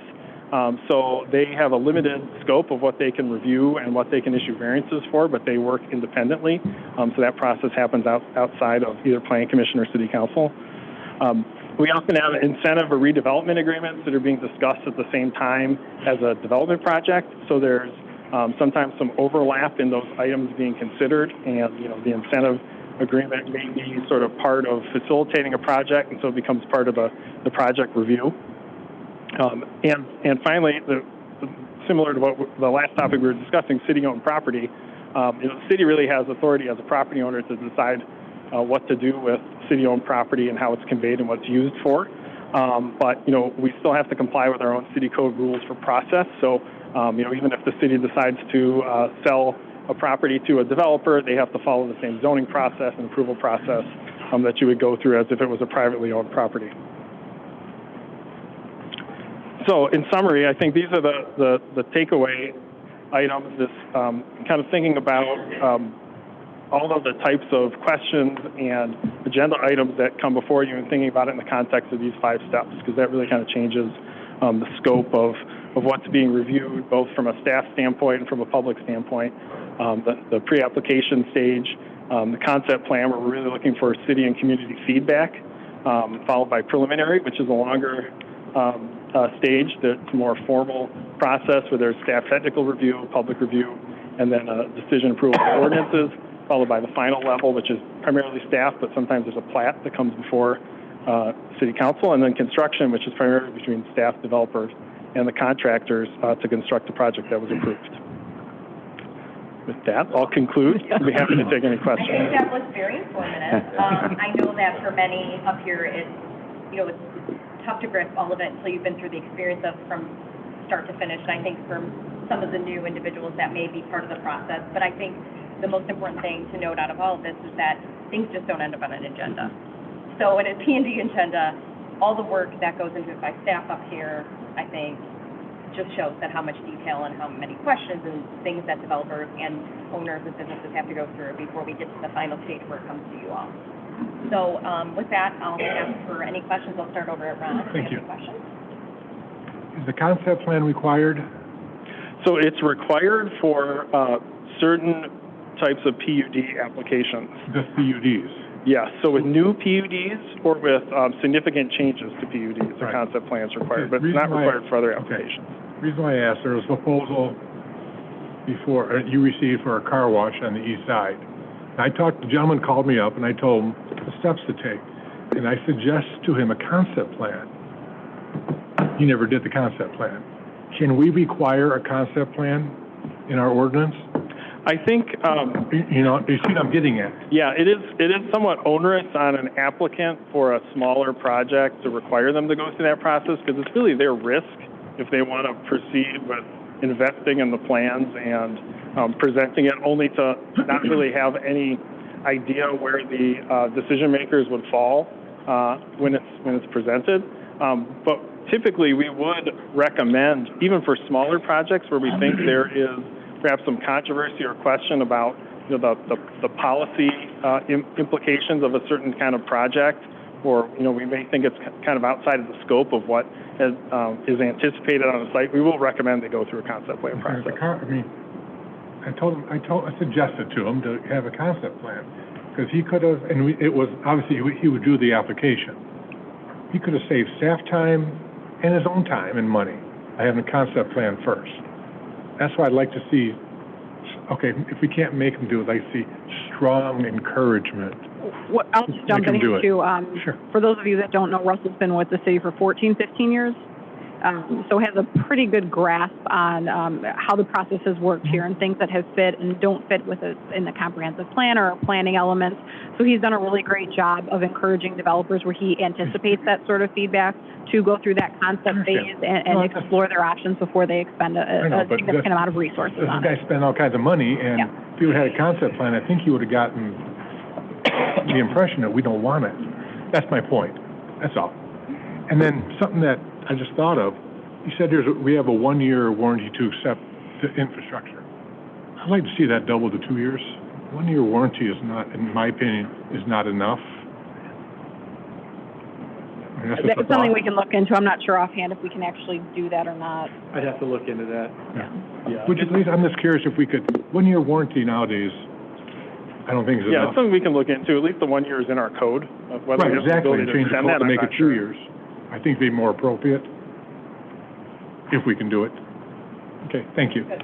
Alderperson Schultz, any comments, questions? No, I just appreciate the process and the detail that goes through with this and everything that you do, so thank you. Thank you. Remind me, what did we ever do, or where did we finish with the Zoning Board of Appeals of doing away with that group? So it came forward for a discussion at P&D. I think one of the questions that came up was to get some feedback from the commission chairs. In the meantime, the zoning board ends up having a number of applications, so they've been a little busier lately. So that isn't something that we necessarily had as a priority. It's a change the city could make, but that I think, as we discussed, that would bring more items to the council for review and consideration that typically have been handled by the zoning board directly. Okay. Thank you. Well, now I have 2 questions. Yep. What's the history of doing away with the Zoning Board of Appeals? Because I hadn't heard about that. So this was presented by staff really because our zoning board hadn't met for about 2.5 years. We were having difficulty with kind of consistency of meetings and having members engaged and knowing the process. They would, be on this commission for a year and not have a meeting. So we've started to have some more activities, so that's less of a concern now. It was more that it was just maybe not reasonable to expect, community members to want to participate in a group that met so infrequently. Okay. And then my only other question was, there on one of the slides you talked about temporary occupancy, and I was curious what the length of time that is. Is there a limit? Because I've noticed in some of the reports we get, it seems like it's a really long time, and then others it's pretty short. Yeah, so it varies depending on what's remaining in a project, and it does get extended. And there's typically a fee that's collected every time it's extended. But we do have projects that have been on temporary occupancies for extended periods of time because of issues that may not be directly under their control, as to where we can't close out a project until something else happens. Off-site or with a utility issue, or sometimes there's delays on getting materials or installing landscaping. A lot of times it's things that can't be quickly addressed, so there's typically a reason that we would do it. Okay, so these are like hugely varying reasons for these. Yes. Okay. Yes. All right, thank you. Any comments, questions? Yeah, just one. I mean, we've been working together for a long time since I was on that commission. Just thank you. I love how you do your job. You've always impressed me with how expert you are, and I just think we're really lucky, and just keep up the great work and really, really good information. Thanks, Russ. Thank you. Thanks. Nothing for me. Thank you very, very much. That's very informative. Thank you. Again, thanks, Russ. Obviously, we've worked closely together, and you're my go-to guy. I always look forward to chatting with you. Do we have this, an abridged version of this sort of flow chart? I thought we had something. Yes, we've had different versions of it.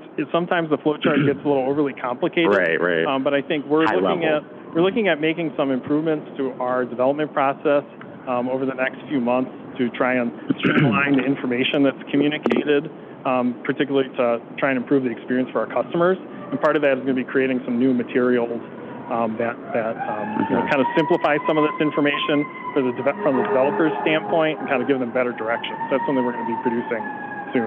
Okay. And, sorry, one more thing. Something kind of just jogged my memory during your presentation when you were talking about the Historic Preservation Commission. So, I mean, again, I'm aware because I've participated in that process, but you mentioned that they have some sort of, you mentioned scale, right? I mean, it's very limited, though, just for the new members, because, I mean, in my experience, they've not touched certain development scales, if you will. Yeah, so. it's a tricky issue because, you know, as I mentioned, every property has a zoning, and there's a development right to construct and occupy a property with a certain size building and a certain height. Right. So when it gets into issues of scale, you really have to kind of weigh that against what they're allowed to do and what's reasonable in terms of mitigating the scale. But you can't really, it's not practical to require someone to, you know, construct a one-story building when they have like the ability to go 4 stories for something that's much taller. So it's a balance. So yeah, and I know that. I just wanted to weigh that or flesh that out more. So thanks. Go ahead. So thanks for your presentation, Russ. You mentioned the PUD expires after 2 years. What's the process after 2 years? Do they have to restart everything from the very beginning? How does that work? So we typically would notify an applicant prior to expiration that they should, if they want to continue to pursue the project, submit for an extension, and that extension would come before the council at committee and then council to decide if they want to grant that extension. But, you know, if there's no action taken, the ordinance basically lapses under the code. The PUD goes away and the property falls back to its underlying zoning district. So they would have, if they don't ask for an extension, how long is an extension? Is it a year, 1 year? Yeah, 1 year extension. So if they don't ask for an extension and say, oh, you know, I feel like doing the project again, do they have to start the entire process over? At that point, they would have to start the entire process over from the beginning. Okay. Which would require a concept plan. Okay. And then the next question is, I noticed the notification to residents is 250 feet, and I think that's a state statute. Is that correct? There's a minimum standard, but that's typical. Is there? I mean, just for consideration, is there a way we can extend that out a little bit more? Only because I've noticed on certain projects, you know, I get, well, why didn't anybody tell me, or why wasn't I informed? And I'm just wondering if we branch that out just a little bit more, so people are more informed or more transparent with what's going on in that immediate need. Just a thought, just throwing that out there, if that's a possibility. Is that something we can do now? Yes, it is, actually. As a home rule community, I've been involved with amending those to expanded. I will tell you from experience, we've gone to 500, for example. Okay. When you go to 500, guess who's at 750 and then says they didn't get notice about a project? So it becomes a little bit of a slippery slope, but yes, we have the authority if you want to do that. Okay. All right, great. Thank you. No further comments, but thank you again, Russell. Russell, I just want to say, you know, in my day job, I deal with lots of other municipalities, development directors. Thank you for always being very, very thorough, helpful to the developers. You explain things very well, very thorough. We can see by your presentation. So, thank you. Thank you. And if I can just add on this too, I realize this is a lot of information, and part of this is designed to show how robust our process is from development perspective. But this will be a nice, handy reference for all the council members, I think, as we get on into projects understanding. So this will just be a good reference back point if everybody holds on to this. Okay. Thank you very much. We're going to continue to move along. If anyone feels free, if you need to use the restroom, it up. We won't take a break, but we'll keep moving. So, City Administrator McGuire, number 7, Committee of the Whole. Yeah, thank you, Mayor. I have spoken to all of the council members on this issue, but because we are about split half and half with how the council members wanted to handle this, I thought it was worthwhile of bringing back up at a discussion point here this evening. So I will briefly go through the items that were contained in my memo and discuss the topic of Committee of the Whole meetings. This was something that I started looking at when I joined city staff. Currently, and this is partially for the audience members that we have here, we have 4 Monday meetings a month. The first and third Mondays are city council meetings, immediately followed by our government operations committee. Our second Monday of the month is our planning and development committee, and our fourth Monday of the month is government services committee. I, having been somebody involved in local government for most of my career, was a little confused about this when I joined the city of St. Charles, and I don't think I was the only one. So it took me a little while to wrap my hands on the structure of them. They are delineated by ordinance, and just as a little bit of history, the committees with the City of St. Charles were established in 1980 via ordinance, and from 1980 to 1997, that committee structure was expanded, contracted, and revised 6 different times. The last change was implemented in 1997, and that implemented our current committee structure with the Planning and Development, Government Operations, and Government Services. As I joined staff, I started noticing a lot of, I don't want to say hiccups exactly, but we had a lot of very short meetings that were under 10 minutes, 7 minutes, primarily those being government services, and that is a lot of administrative items through Public Works. I also noticed our government operations tended to function the exact same way. So in an effort to address complaints or negative feedback from city council members frustrated at showing up for Monday meetings that lasted 7 minutes with not a lot of community input, we started to try to combine some of those agendas, either by putting the agenda items on another committee meeting or alternatively holding multiple committee meetings in one night. Obviously, everybody knows the frustration with that is we have multiple people getting up, changing chairs, and trying to open and close several meetings all in one night.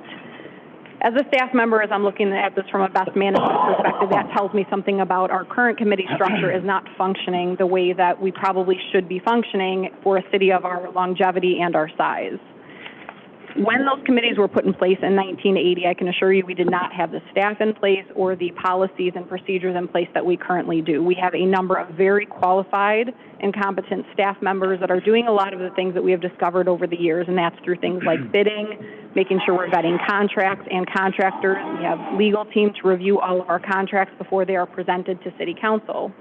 So City Council is now able to operate at the level that they should be looking at items, which is at 50,000-foot level. They're big picture items that Council is addressing, talking more strategic planning, less in the weeds about the details of items. And so as I noticed these committees were either very short in time and a lot of omnibus items on them, I started trying to adjust those. However, what we're having now is a little bit of confusion, and we're trying to constantly put agenda items through either in a rush or respond to them in a way that's not currently effective.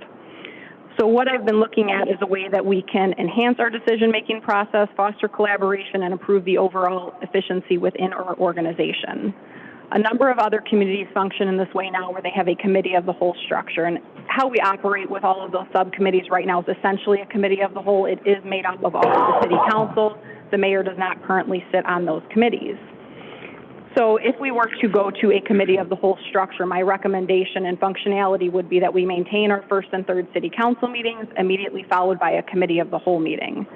And instead of having subject matters relegated to specific Mondays, every subject matter could be heard on every single Monday. This really isn't as impactful for government operations because those are currently heard on the first and third Mondays. Where this really would be most effective is our Planning and Development and Government Services Committee meetings. Both of those meetings, if we have an agenda item that does not currently make the cutoff for our agenda, those items have to wait another 4 weeks to actually be heard by City Council.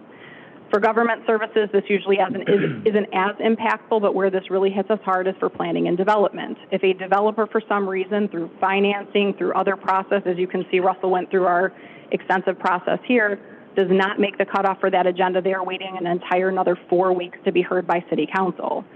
We hear the feedback at a staff level very often about developments being delayed and possibly falling through because they are not going through the process as quickly as developers would like. What that means is that we're losing out potentially on property taxes, on sales tax or other items, employee-based, things like that that are really important to the city to make sure that we are responding to the needs of the community and growing the community appropriately. So if we were able to move to a committee of the whole structure, this would allow all items to be heard those first and third Mondays. The second component I like of that is right now we have meetings on every single Monday, and right now we are dedicating staff resources to each of those Mondays. That's by way of having administrative support at each of the meetings, drafting minutes, rendering YouTube videos, and then preparing agenda items to actually go forward to City Council. When we have a Monday night committee meeting, we usually have about a day and a half after that City Council committee meeting to actually turn an item around for an agenda. So sometimes there are items that require follow-up, adjustment, and that gives us only a day and a half to do so. If we were to go to a committee of the whole structure, that gives us another week to actually address those items, and I personally do not like rushing agenda items through. I like to make sure that we are taking time and everything is addressed appropriately, efficiently, and is tied up in a nice, neat package before it goes through to City Council. If we were to go to that first and third structure, this allows us a week and a half in between agenda items to actually be able to prepare things for the City Council meetings. Some of the feedback that I heard when I met with City Council was that this would reduce the number of meetings that were accessible to the public. Right now, we do not have a lot of attendance for our committee meetings, both on the first and third, as well as our fourth Monday. Primarily, what is driving our citizen interaction is that P&D committee meeting, and it's usually development-driven where notices are going out. My argument to that, and this is certainly a personal perspective, but when we have our committee meetings on first and third Mondays, everybody knows when they're attending the meeting. There's no more confusion about which meeting these topics are on. I know I've received a lot of comments and questions about where an agenda item will be placed on the City Council committee, and a lot of the citizens not really understanding our process and how each of the items break down. The addition of transparency for me in that one is really important, just because now we're not pushing these to multiple Mondays. We have everything contained within one meeting, City Council immediately followed by City Council committee meeting. In addition, the analysis of our meetings for both 2021 and 2022 showed that our average City Council meetings lasted about 26 minutes. And we anticipate that if we were to go to a committee of the whole meeting, we would average about 60 minutes, and that is not taken into account our planning and development committee meetings that probably would be a little lengthier. There are a number of questions I received from City Council members I just wanted to take a minute to address here, a lot of which was how do other cities do this?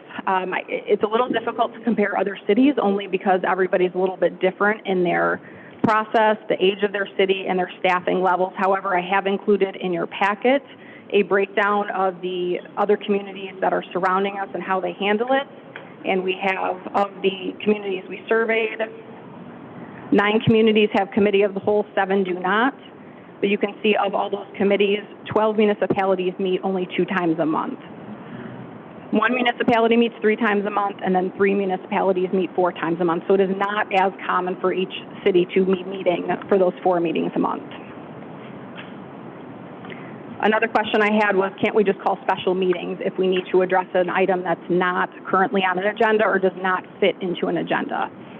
The more special meetings we call, the more that tells me that we need to look at our structure, because then our structure is not effective at what we are trying to accomplish. We are consistently pulling agenda items into other meetings as well as combining meetings to make sure that we are effectuating our agenda items and pushing things through as appropriate. And that goes for the same as can't we just add other topics to other agendas. The final question I received a lot of was who would chair the City Council committee meetings if we were to have one, and that is open to us. A lot of cities do structure that differently. I'll give you Geneva as an example. Geneva currently has a committee of the whole where the mayor does not actually sit on the committee of the whole, but they alternate the chair and who chairs at each and every meeting. So with that, I really wanted this to be more of a dialogue with all of the City Council members and be able to open this up for discussion to determine whether or not it is appropriate for us at this time to move to a committee of the whole structure. I'll start with Steve. All right. I am in support of the COW meeting, committee of the whole. Having 4 meetings a month, I don't think is very efficient of use of, after-hours staff time. I want to be cognizant of that. I feel like the public engagement, I think, once it gets adjusted and changed, if it does happen, I think would be more involved because they're hearing more topics. So I think it'd be better for public engagement. And I don't think it would affect anything. If there was an issue on a certain topic, you would always table it to the next, the meeting in 2 weeks. So I don't feel like I'm trying to think of reasons, a negative reason, and I can't think of one why we shouldn't do it. I'm in support of it. I'm in support of this as well. I've had the opportunity of just being around here for a little bit of time where I've seen, a dark entry point for that 5th meeting. I believe there's 4 Mondays, maybe 5 Mondays in the year where there is a 5th Monday. So that was, early on, that was a little, confusing, but you catch on quickly. At the same time, I had the opportunity to chair, I believe it was the Planning and Development Committee meeting about 3 or 4 years ago, where the meeting was literally, I want to say, 1 minute and 6 seconds. It was a record, by the way, for a committee meeting. So I've seen meetings go, 1 minute, and I've seen meetings go 2 to 3 hours, but the average. Now, one quick question, Heather, did you say it was 16 minutes? 26. 26 minutes for the committee as a whole? That was 26 for city council meetings, regular city council meetings, and 45 about, so that we're looking at, I'm sorry, 35. So we're looking at about an hour between both city council and committee. Okay. And then one other question. Again, I'm in support of this. So if we have 2 council meetings with 2 committee of the whole meetings, what if we need to book one more meeting? We always have the ability to call a special meeting at any point. And sorry, one thing I did forget to mention was exactly like this workshop here is functioning tonight, by freeing up those other Mondays, that does allow us to have more of these collaborative strategic discussions and opens up that second, fourth, and potentially fifth Monday for those. And if you were going to call another committee of the whole meeting, do you have to call a council meeting too, or you just do either or? No, as long as we post appropriately 48 hours notice. Okay, perfect. Thank you. I'm in support of this wholeheartedly. Thank you. Thank you for your presentation. You put a lot of time and effort into it, so thank you. I don't support the committee of the whole. I think, the more meetings we have, the more opportunity for public engagement. I believe in checks and balances. I think our current structure offers that with different chair people. I don't think it's a horrible idea. I'm comfortable with what we have. I understand the time component. I'll just throw this out there, like the Government Services Committee meeting. If perhaps you wanted to move that to where City Council and Government Ops and then Government Services, I'm open to that. But as far as the way it's structured, I'm comfortable with the way it is. Yeah, I agree. As you know, we talked about this. I'm comfortable with the current structure, and maybe to Brian's point, that could we consolidate that for the time being, maybe revisit it in a year or something. So when you say consolidate, you mean just combine those, so you right. take Government Services and just move anything that's currently under that into Government Ops. So we'll have 3 Mondays instead of 4. Well, it would be City Council, Government Ops, Government Services. So you mean maintain separate committees? Right. They occur yes, you just have, if the meetings are, that it would be equivalent to a P&D meetings. Well, being new to all this, I just bring up all my past experience on other, let's say, not-for-profit councils. I understand now that the staff is improved, and I'm, learning all that, and we've got a lot of talented people. All of you are right here tonight, and I think the time in between to do the correct process, having the right agenda items, I think giving the 2 weeks notice. So I would kind of be in favor of the committee of the whole, giving people enough notice that these are going to be on, here's your opportunity. And it allows time to get items back and forth as opposed to the rush 2.5 days. If you do that consistently, I know that's been the tradition since 1997. Things get missed, we might delay decisions or at least the opportunity to make a decision where people know that you've got the first and the third, this is your opportunity and we have time in between to do that. So I would support it from that, and I'm just using my past experience for trying to use the best talent we have. Obviously, the staff has changed a lot in the last 25 years, and most especially in the last 2 to 2.5 years. And a lot of different things have happened, so I think it's worth a try. You can always go back if it doesn't, but I would support looking at the community, or council as a whole. Thank you. I'm incredibly in support of going to a committee of the whole. Like just what we're talking about, I think that with using all these different committees, so you have legal requirements for each of them. Even if you combine them on the same day, you're still making artificial separations, which also, there's other good arguments like it's inflexible. Like I've been talking about wanting, more regular committee reports on the financial performance in a finance committee. Well, if you have a committee as a whole, all of a sudden, as priorities change, you're looking for more reporting or putting another reporting component in it, you've already got that vehicle. The flexibility it allows without having all these separate legal committees makes an absolute ton of sense. I also love that staff can be more efficient because you're all aiming at the same date. Instead of having, all these different committees which are driving their own reporting requirements and everything else, and you're trying to figure out what target you're hitting, I think it's distracting. I love the idea of the city as a whole having one date to aim at, everybody being on the same page. I think it makes us a lot more effective, a lot more efficient. I also think, one of the things we're not talking about, it makes us a ton more flexible. I think it's an absolutely terrific idea, and I would like to move to it. Absolutely. Thank you. Jamie? So I'm not entirely opposed forever, but at this time, I'm a no, because I feel like we are we have 3 new council members who are still learning everybody, learning how people are making decisions, learning how things are working. I think that the fewer opportunities we have to sit up here with our peers and get that exposure and learn staff and learn the processes, the more difficult it is for us to make educated decisions and learn the roles that we're here to execute. I also push back a little bit on the argument about the developers not being able to get here. That's their job.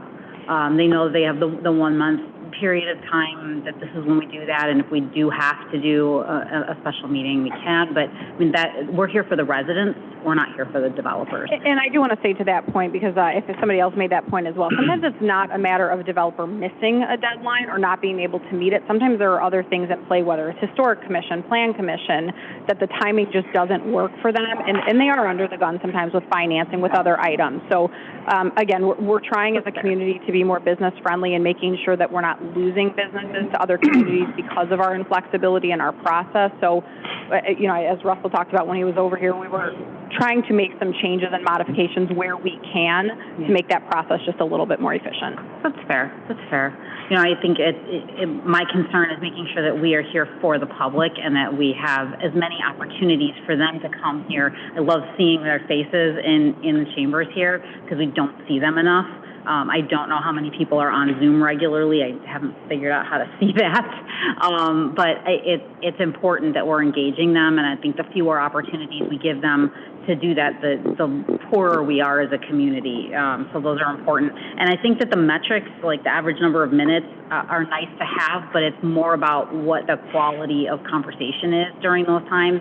So I'm hesitant to accept the 26 minutes or the 16 minutes, and obviously the 1 minute is, okay, that says something, but, the others, I don't know what actually transpired during those meetings, and I think it might be discounting them to just say that because they were short, they weren't useful. Yeah, and I say that only because generally those short meetings align with a heavy omnibus agenda items, and those are things that are truly administrative in nature. They're paving contracts that are going through public works. They're things of that nature that have been vetted that really aren't controversial. They're policies and programs that have already been approved by City Council, but due to the cost or budgetary constraints, they have to go through for formal approval. So that's really what's driving those short meetings. It's not lack of conversation. It's that there's no conversation that needs to be had because those programs have already been put in place. So I think that metric is important from that perspective. That's fair. That's fair. Okay, Brian. Did you say, if I misheard you, that putting agenda items together sometimes confusing or rush manner? Did I hear you correctly? So when we have, and I'll use the Equity and Inclusion Commission as an example, we had some changes and adjustments that we needed to make to that from committee to turning it around to City Council. So there was, about a day and a half where we were trying to get in touch with our consultants, trying to make sure that this went through legal and make sure all of those pieces were tied up before that got put onto an agenda. So that really gave us about a day and a half to finish that, to keep the process moving. So that's just one example, but there are a number of items like that we have adjustments to make from a City Council meeting, whether that's a contract, whether that's a redevelopment agreement that's happened before. We've had to adjust language on the fly. We have a very short window to do that right now because of the day and a half we have before we post the agenda to get it prepared for the next City Council meeting. Gotcha. So in the past 2 years, if we knew an agenda item or a committee meeting was going to be small, there wasn't that much, why didn't we cancel it? We have. And the second part of that is, why didn't we then say, hey, to Brian and David's point, we're going to cancel this meeting, we're going to combine these two, but we're going to utilize that time this Monday or next Monday to talk about this. So why haven't we done that in 2 years to have a workshop? We have. If you flip to that, there's an Excel sheet attached to yours, and there's a green box highlighted. It's only about 5 lines that details the number of items that the meetings have either been canceled, added, or combined. So we have done that a number of times, but I will tell you I've gotten some feedback from council members that they were not happy about combining those meetings, adding agenda items to other committee meetings, because we are really trying to make that time effective and make it make sense. And we see we have one item on a government services meeting, we're not going to call a meeting for that. So that means we're either pushing it out, we're combining it, or we're holding a meeting just for that single thing. So as I've tried to make those adjustments over the last 2 years, we're making enough of those adjustments, and I'm getting enough feedback that people don't like those adjustments, that that's telling me our structure isn't working from a management perspective. So that's really where this has been driven from. Trying to make the adjustments to solve for those problems has not solved the problems. I guess where you lose me is staff controls the agenda, not council. So if the meetings aren't valuable, then why don't you put more of the burden on council and the committee chairs to participate in more of the process of making the agendas more valuable than just saying, well, the meetings don't work at 7 minutes, let's cancel.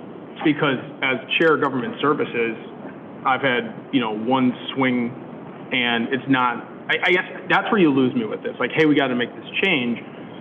But this body ultimately doesn't control what comes before it in these agendas. So if it were the other way around, was where council was coming to staff saying, hey, listen, we got to change this up. But it seems to be a bit misplaced. So that's the part that you lose me. Sure. As a professional community, I think that the city council has placed their trust in staff to make sure that operationally we are being managed appropriately and efficiently, and we are bringing the agenda items to continue those practices through to city council. Certainly where city council is effective, and their role is to talk about strategic initiatives, and I think it's more effective to have a discussion like we're planning on having here today. But isn't that what's missing in our agendas? It's exactly that. So I get, government services, government ops, hey, we have to review this budgetary acts, we have to do that. But you can whip through that in 15 minutes if there's no objection. But what's missing is the vision, the strategic planning, the larger topics. Is that the reason why our meetings seem to be missing something? Yeah, I think that you could, in theory, add whatever you want to an agenda. I just think that from trying to manage it and make it most effective, to have an open-ended 10-item strategic planning discussion on every single agenda probably isn't operationally efficient and doesn't allow for the most productive discussion. From my experience, I think the most effective way to do that is to have a specific workshop or strategic planning session dedicated to that, just so everybody comes prepared to talk about that, so that you're not then bulking up agendas just to bulk them up, and then you're ending up with 3- and 4-hour meetings where people aren't as productive to begin with. Yeah, I think you have to rely on, the chairs to make sure that we're not wasting people's time. I guess the part why I'm a no and I'm not supporting this is not driven by staff, or not driven by council. This is, hey, staff wants to make some tweaks to this because we think it'll help us be more efficient. I'm not convinced right now that we're doing the best job utilizing the time. There's other smaller things that you might be able to do first. And if ultimately we still end up in the same spot, then sure, then you can change it. But I think right now, I'd like to see this body taking more of a proactive approach and saying, you know what, this is how we want to use government services next week, and we'll take whatever business needs to be addressed, but then we're also going to do X, Y, Z, and try that for the next. And we have attempted to make those tweaks to try to make everything effective by combining, by adding, by canceling. As far as, adding items to agendas, I'll stick with the point I made before, that there is a topic later this evening here to talk about strategic initiatives and get some support or discussion from the council as a whole, because it becomes very difficult when one person really wants to see one agenda item and 9 other people don't want to see it. So I think that's ineffective, throwing those on agenda items constantly before you know that you have the support of a majority of council to explore a topic. Okay, so this might be a naive question. Is that the ordinance that you have to have majority council to put something on an agenda? I can speak for staff. I don't think things end up on the agenda if they aren't strategic plan-based, comprehensive plan-based, or annually in their plans operational. So to just arbitrarily add something to the agenda would, one, we've experienced, and this is a real actual thing that happened, putting something on the agenda that a few individuals wanted, not the majority, and it did cause some unease and, I guess, frustration among the community, because there was really no action to be taken, but that was the impression, and that was never it was just for people that wanted to discuss it. So sometimes that does backfire, because when we talk about things, it should be aligned with the plans that we all created collectively balancing off of that to determine agenda items. Or else then there's a lot of haphazard to meetings about just to talk about things that don't have an ultimate goal, ultimate end game, or even action. But isn't that so our role as elected is to set the vision and the direction of the community. Which you did in the strategic plan. Sure, but I don't think that's something you just do one time. I think that's something that, and I'm not saying that every single meeting is going to turn into, let's bring out your whiteboards and talk about where you want to go today. But I also recognize that from a staff's perspective, you are much stronger than you've ever been, as a body. So, hey, maybe we don't need to have, I'm not going to have, how many government services meetings this year where we're going through. I get that. To me, it just seems like there might be somewhere in the middle that you're trying to go that can be more effective use of the time. But at the same time, I think Jamie said it well, where you have a new group and trying to get to know and hearing more about vision. I mean, you've got the PD site. I don't care what your studies say. Ultimately, if you don't have 7 or 8 people that can all say, yes, I support where you want to go, that's not going to just happen magically, right? And if it's, well, we haven't met in 2 weeks because, we haven't had an agenda, like, you're going to have to find the time to do that listing. And to me, making that change, I don't think that makes sense yet. And I think I really like what you said, and the reason I like that is because by freeing up those other Mondays, it allows us to have an entire workshop dedicated to when the RFP or the site analysis comes back for the old police station. We get to have a workshop focused entirely on that's not dedicated to other topics as well. So that's the idea. I mean, and the mayor is exactly right. So the strategic planning that occurred, staff then takes that document and then talks about, all right, what budget-wise this year are we going to use to complete those strategic planning goals? So that is how we function from a year-to-year basis.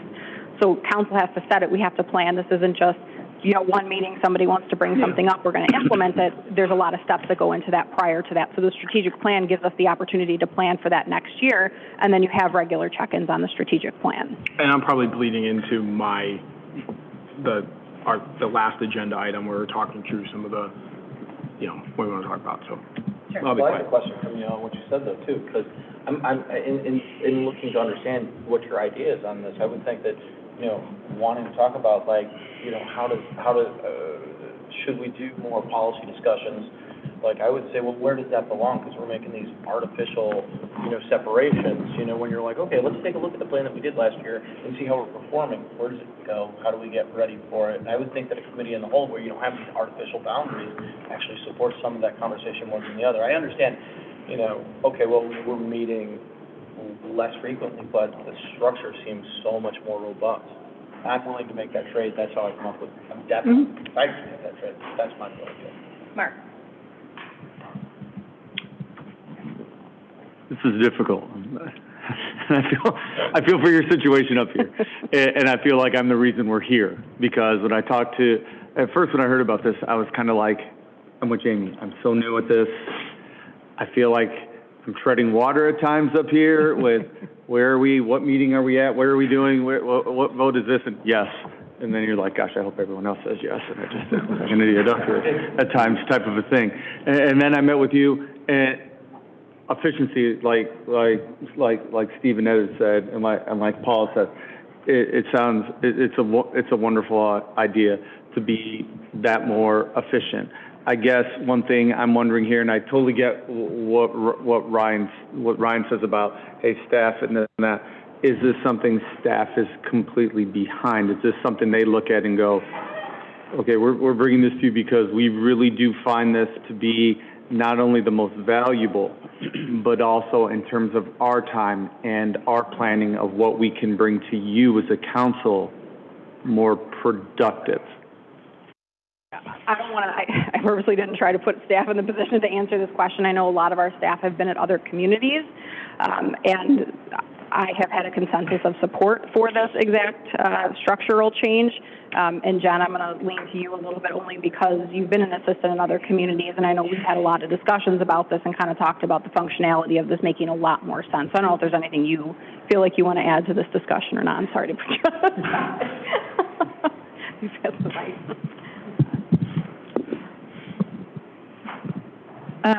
Yeah, I've been doing this for more than I care to admit.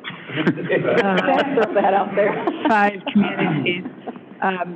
Yeah, I mean, I think the structure we have here is antiquated and not indicative of what professional municipalities are doing right now. It's my opinion. It is a professional opinion. Committee of the Wholes is exactly what some of you have articulated, is you have a topic, you don't have to worry which bucket that falls under. And for me, I'm not in front of you very often. When I am in front of you, I found that it's usually something that I have like one committee to get to and one council to get to because of the deadline. So when I'm thinking about when we moved to IPBC for our insurance, when we did that for the Park District, there were external deadlines for me. Luckily, I'm always on government ops. Twice. Twice, which would be a committee of the whole if it was just general. But I have twice. I was able to get to that government ops, and I was able to get that city council, and I was able to meet those deadlines. The last collective bargaining agreement I brought in front of you, we had the committee meeting was canceled, so I had to go to the next one, and then I had to wait until the month of August to bring forward the approval for the IBEW. And all that meant is that they just had to wait longer to get their raises, but I felt bad about that. So, and I think that's this important. would give me only, more flexibility. Yeah, I think that's important only because collective bargaining agreements are a really good example, because usually those get decided and it's a few days notice where we finally settle on something. So once it gets decided, it goes to a committee meeting, and Jen's right. Like, they're going to get their back pay, but it creates more work on finance now to have to issue those retro checks if we can't get them in on time. So there's other things that trickle down from just the timing of things that city council doesn't always see that do end up putting a significant burden on staff as well. So this is really driven by an efficiency perspective and trying to make sure that we can get as much heard by city council on those Mondays as possible. And I think that, again, from just an objective perspective, from management perspective, by having those meetings twice a month, it allows us to have a little bit more robust dialogue on those meetings. I certainly appreciate the accessibility argument by having meetings 4 times a month, but when we are here for such a short period of time, by the time everybody sits down and settles in, the meeting's over. So, my thought is that you're not getting as much out of those just in terms of structure, in terms of understanding the process, in terms of getting a feel for staff, as we would when we have those meetings that are combined and have a little bit more length where everybody can settle in and really open up to dialogues by the end of the meeting. Could I just add one thing? Yes. There was some comment about deficiencies in a minute meeting or even a 5 or 10 or 15, 20-minute meeting. But in the past, there have been meetings where if you throw in a public hearing and a council meeting and 1 or 2 government meetings or I don't think we've ever had the full thing with an executive session. But there's been a few meetings like that where they've gone on. And there's nothing wrong. I'm not here to say we shouldn't sit here for 3 hours. That's our role. But at the same time, for it to be efficient and to have a robust, as you just stated, conversation makes complete sense. Yeah, and I'd really like to see how it is structured. Like, I know you kind of explained that, like and how it would completely look as it moves forward. Before it's like, let's all be definite. Yes, let's do it this way. How is it set up? How do agenda items get on? Who is in charge of the meeting? I think all those things really, if we end up going that route, would have to be answered before. So if we did have that support moving forward, what this would do with any of these agenda items would then go forward to committee for a presentation, and then that would outline those details as well. This is more of that discussion. Are we interested in exploring this? Do we want to go down this route? And then some of those details would be in place for a future committee meeting. Ron, and then we'll go back to Ron. Thank you. As an elected official, we're all elected, I'm speaking for myself, I'm elected to represent the residents. My time, I'm elected for this job. My job is to show up to meetings, show up on time, participate in meetings, tell people what the residents want. In my opinion, ultimately, I listen to them. Ultimately, I make a decision what I think is right for the first ward and for the city. Going with efficiency, I would rather have more participation than efficiency. Even though you're right, your valid points or statistics are right. There are times where meetings are real quick. But there's also times that some people come into those meetings where potential is that they may want to speak, okay? This is going to limit them. Plus, if you have a 4th Monday in a month, there'll be 3 weeks before a meeting. Sometimes people want to speak before that. Okay, I cannot support it. I just think there's no reason for it. And just for clarification, if that committee of the whole structure were in place, there would be public comment both at city council meetings as well as the committee meetings. So there would be two opportunities in a single night as well. You're right, there wouldn't be on the off Monday, but I think you're going to limit citizen participation with 2 weeks gaps in between. Okay, I personally don't mind going to 4 meetings a month. This is not elected to do. Efficiency is not important in this aspect. I want to make sure the residents get a chance to participate. If they don't, that's fine. If they want to participate, I want to make sure we are available for them to participate. Ryan, you had a comment on top. Yeah, so it's an excellent point. I will say,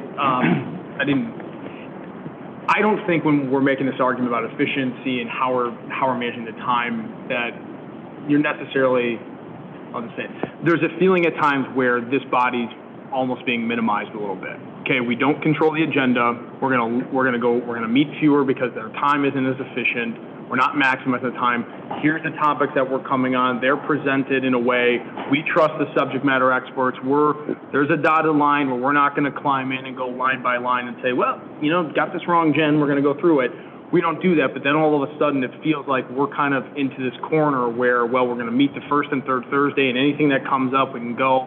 But it's still in this way where it's kind of just rubber stamp, move to the next one. I think for some of us up here, that's the concern. I don't think that that's the intent at all. I do believe, hey, we're looking at this, and we are so much stronger as a staff than we were 25 years ago.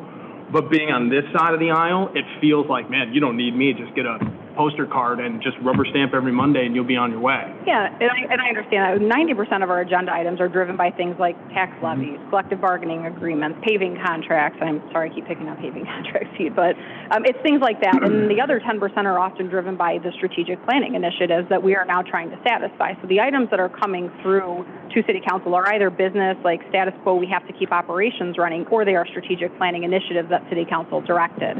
So it's not that city staff here is just arbitrarily creating what agenda items we think are going on. Sure. It's based on the strategic planning elements that City Council has directed us. But in that same vein, part of the discussion here is that, I know the mayor and I have had conversations about it, is being able to open up some of those other Mondays for these more strategic planning discussions to be able to tackle some of those topics. So they're not focused on just the business side of it, they're focused on the City Council higher level planning items. It makes total sense, and I promise I'll be quiet. There's a trust factor between council and staff that I think that also ties into why some of these meetings tend to be shorter, and you trust when, chief comes up and explains X, Y, Z. It's like, yes, I trust. If you start to separate that, I think my fear is you're going to have council now starting to wade into, well, you know what? I'm not sure you have my support yet because I haven't had a chance to look at that in the last 2 weeks, and I feel like we're always approving these things too quickly. I'll get back to you. Now, all of a sudden, what might be more operational, you're going to start to separate. And again, these are all kind of into that bucket of why I'm not there yet of why I'd make this move. And I certainly understand that perspective, and I think part of that comes with having council members that are newer to City Council. So a lot of the council members up here probably don't recall when things were put in place to make sure we had an X number of bids, and that our purchasing coordinator is now reviewing the reference checks for all of those people that have bid before we even make a recommendation. So we're always happy to sit down with any council member that has concerns or maybe doesn't understand the process. But I assure you that those processes over, the length and the longevity of the city have been put in place because of the council members that have sat up here before you to say, wait a second, we need something better. We shouldn't be doing this as a council. This should be on staff. So we are operationally efficient now in a way that we weren't 25 years ago. Okay, Paul, and then Brian. I came up because there's actually another point to Ron's comment that strikes me that I have experience with. But even talking about that, Ryan, I think you make a lot of really good points because I think that there's an interesting blend, and there's a natural tension between, like, we're very passionate, like we did so much to become elected because we want to represent our city, we want to make this city great, and so we have all this passion and a very part-time job. And we take a look at you, and we're elected officials with this, sacred responsibility. You guys are government professionals doing 40 to 60 hours a week of work a week, and there are these, like legal responsibilities. Well, the way that those three elements blend together, it's our responsibility to figure out the right way to do it. I think you bring up some really good points. in that, and it's hard to find the right way to do that, but there's naturally some difference in perspective. As you guys are doing the job, you know, you brought up Chief, doing a great job. I'm not gonna try and do your job. You know, I love when you tell me what you as an executive think that I should do, and I'm like, yeah, it makes sense. It's not a policy place, you know, but finding the right time when, right, you're talking about, you're like, okay, are we gonna do a better policy job if we're meeting more often? That's something to be considered. I'm not sure I know the answer, but I will say something that I do have experience with as far as meeting more often, because a lot of my involvement before being an elected official was as a business owner, and I get as much as often as like, there's another meeting, I have to keep going to these meetings because there's not going to be a meeting without me being there. So now I have to be there every Monday because I'm not going to have a meeting without that. I mean, I do think that there's a lot of, when we say efficiency, I actually think there's also a great increase in effectiveness because you've got this one meeting instead of going and doing it over and over again. Like if there's something that's happening in the city that you want to talk about, you don't have to be there 4 times a month. Now you can be there 2 times a month when there's so much that is competing for the residents' time. Like when you talk about, you know, business leaders who are like, this is really important, and I will be there at every single meeting. Or even as we talk about the development of the police station, you're like, we're going to talk about this twice a week? That's great because I can get everybody out twice a week because I want to make a show. Now I'm going to get people out, you know, 4 times a month. I think there's some competing ideas. It's a good question. But I'm just saying, I don't think it's as cut as dried as just saying, like, the more we're here, the better it is for everybody. I think sometimes there is some competition with that. It's to be thought about. Ryan, and I think we'll try to wrap this up.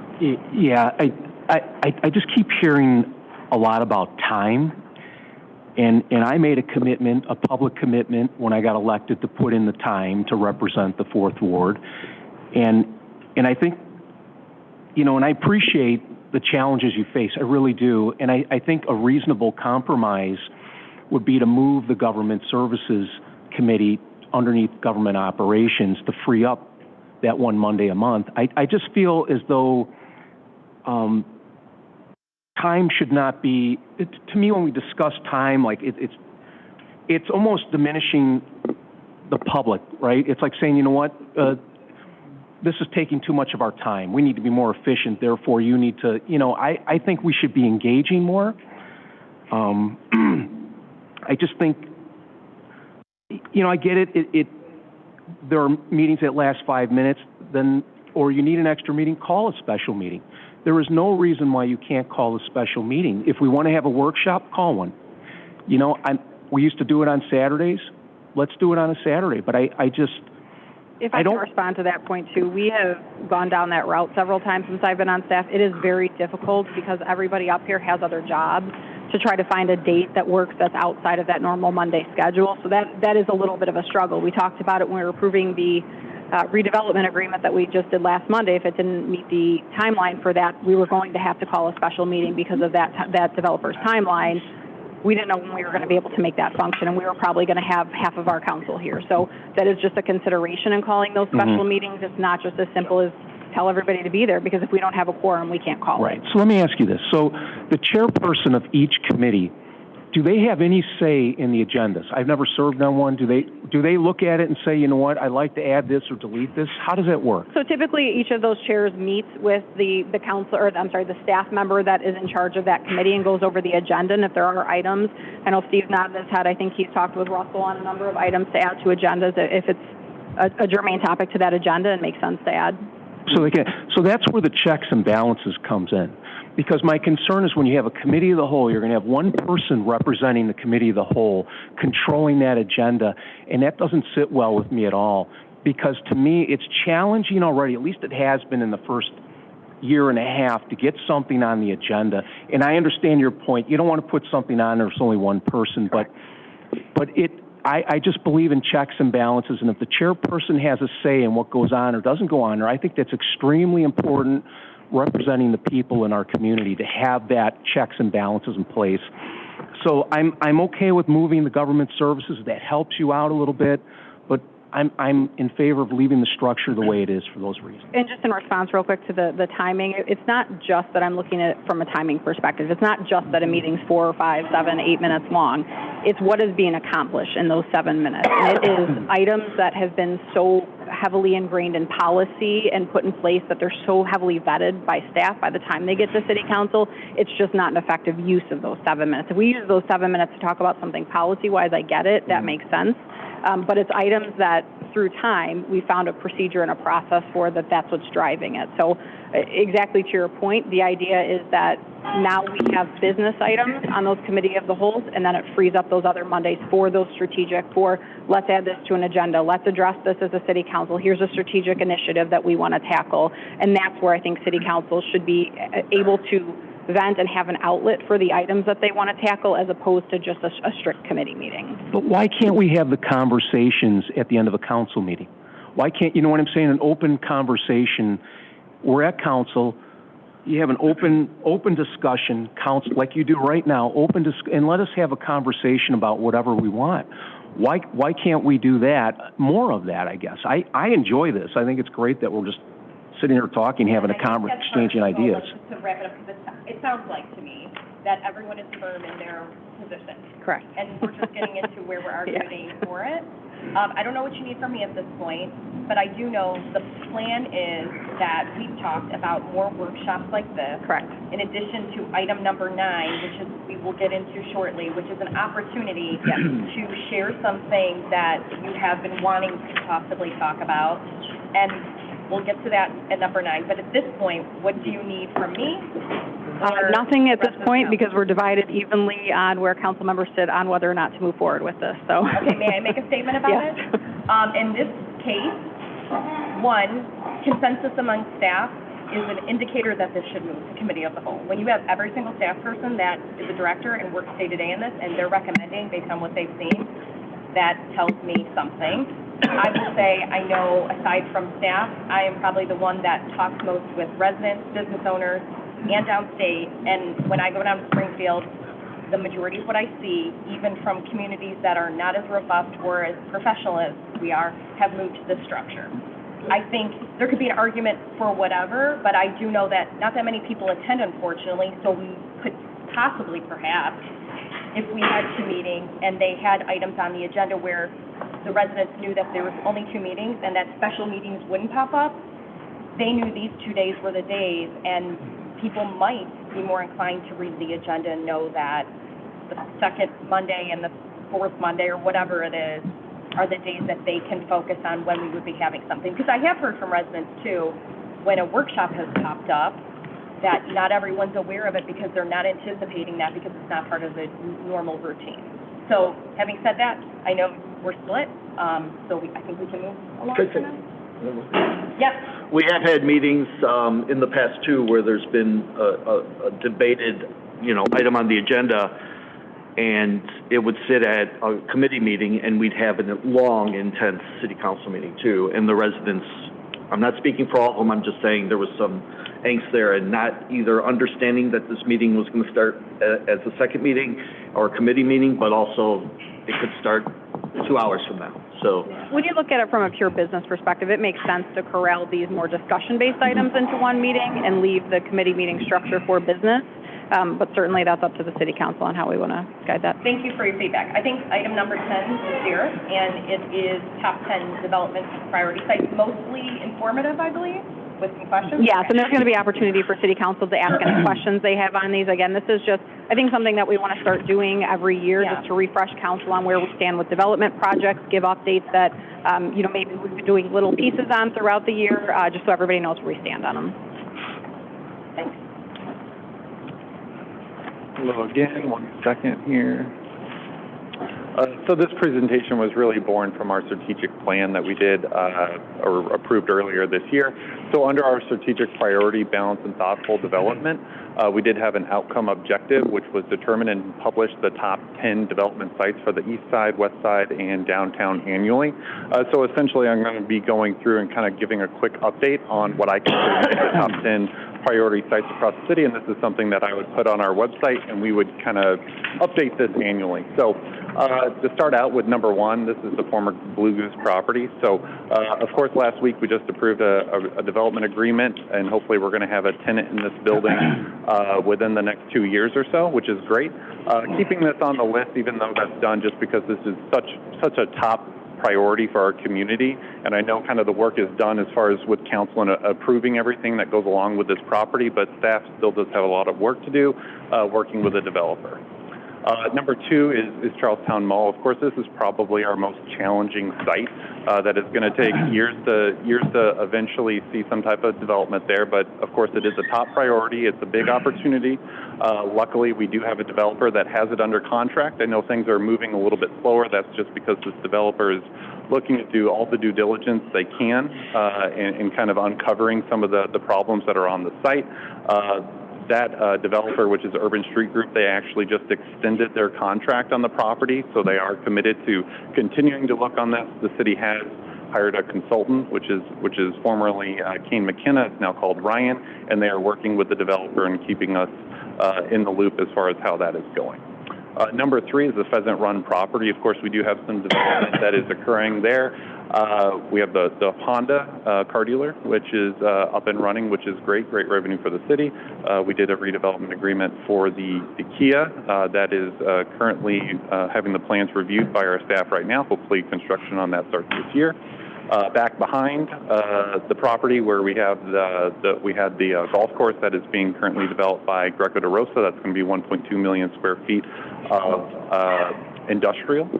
We are currently working on an RDA for that project. That's the project that is extremely large and has been especially hit with kind of supply chain issues. So we're working through those now, and hopefully we have that property up and going and have some good tenants in there that's going to provide some good revenue for the city. Curry Center, mixed use and commercial. So this, of course, is the Shodine property that is on the west side. This has been under development for several years. Happy to see it's moving forward. This, of course, was a kind of a dilapidated property before. Up until this point, it has been developed basically just as residential. This first year was the construction of the first mixed-use development, mixed-use building. So that's the one that essentially looks like it's done. It hasn't been occupied yet. We're looking to do another one of those next year, and then ultimately after that, maybe as early as next year, we'll actually be developing the strictly commercial side, which fronts Route 38. Would like to have some good uses over there on the west side. Woodward Drive area, this is kind of an area that I think gets forgotten about. This would kind of be it's on the west side, west of Randall, behind the Audi. This is a bunch of vacant property back there. The market just isn't going after these properties. I think that there are other properties that are just more attractive, that have more frontage. These are hidden. I think we need to kind of look at these properties and determine what can go there. It was probably, I'm kind of speculating here, that would be some type of office, but just with the office market since COVID goes, that's just not as attractive anymore. So need to find some niche businesses or developments that can go back there. Lot 4, Building 8, this of course is in the downtown. This was under contract with Frontier Development. That agreement was terminated earlier this year. The city is interested, or city staff is interested in issuing an RFP so that we can have some development on this site. However, we're not especially in a rush for this, and this is because with now a potential tenant going into the Blue Goose property, we think that we want to see that come to fruition, and then we think it's going to make the prospects for this property a lot better. So honestly, I'm not anticipating issuing that RFP on this property soon at this point. Downtown Riverfront property, this is the old PD site. I don't think I have to go and explain that given our previous discussion. Former Coca-Cola property. So Coca-Cola has a distribution center located on our east side over here. It's about 11 acres. They are relocating. This was just because they wanted to be closer to I-90. They had about 200 employees. This sounds bad, but honestly, these aren't great jobs, honestly, and this is a piece of property that has frontage on 64. It generates a lot of truck traffic. So honestly, this is an opportunity to put another use there. One of the challenging aspects of this property is that the underlying zoning is industrial. So another industrial user can go in there by right and not need city council approval. but we have been talking to some potential users that would put a lot more attractive use out there. And so hopefully we can encourage them to do that before we get a use in there that would just honestly generate more truck traffic. On the Border, which is a vacant restaurant that closed down several years ago on our east side, and then back behind it is 7 acres, kind of lumping these together. We do want to have a restaurant go into on the Border. One of the challenges with that site specifically is that on the Border is still paying a lease, so the property owner does not have any interest really in leasing it to someone else unless it's going to sweeten the pot, basically. But we are optimistic we can find someone for that. And then the 7 acres behind it, that's been vacant literally forever. Looking back on our GIS records, it's just never been developed, which is odd. The property owner is actually the same property owner as the Jewel right next to it. We'd love to see a development pop up there. We do think that it has some potential. 20 acres behind the Meyer. This is off of Route 38 and is in St. Charles, and this is vacant right now. And we do think that this has some potential. It is currently zoned for commercial. However, we have had a lot of interest in residential, so no one's really bitten at it. However, we do think that there's a lot of potential here to really add to our community. And then we did put one honorable mention on here, which is the former Chili's restaurant. We do have a lot of leads on that, so nothing that we can really share publicly at this point, but we're getting more and more optimistic that that's going to be a property that's going to be occupied within the next year. And with that, I can take any questions. And David. The 20 acres behind Meyer, I mean, obviously you can't, if it's confidential, you can't mention it, but I thought I saw some surveyors there a couple days ago. Have we gotten any requests or applications?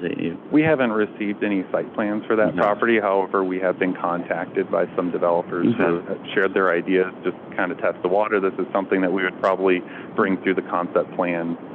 The City Enterprise Zone, that's yes. Correct, so probably conversations that they've had typically have. Right. Yeah. Okay. Any other questions for Jared at this moment? Yes, Brian. I'm sorry, did you mention something about Coca-Cola property, what potential uses might be for that property? Yeah, so it is zoned industrial or manufacturing right now, so someone else doing a similar logistics use could go in there by right. It does need some improvements, though, to properly meet our code. Other uses, I think an attractive use there would be a car dealer. It's actually between two car dealerships. The property it's big enough, but it's not exactly ideal. Honestly, you're probably talking about tearing it down and putting up a new car dealer if that were the case. Okay. And then one more question. Charlestown Mall, are we discussing anything next month in July, or what's the game plan with that? That's not determined yet. So right now, the company that has got it under contract, they're still doing their due diligence, and they're working with our consultant that we have hired. I think the idea is that, of course, we want to talk about how the site is going to be developed, but we also want to have a financial component so that we don't bring a site plan that is not financially feasible. Okay, thank you. Sorry, another one about the Coke plant property.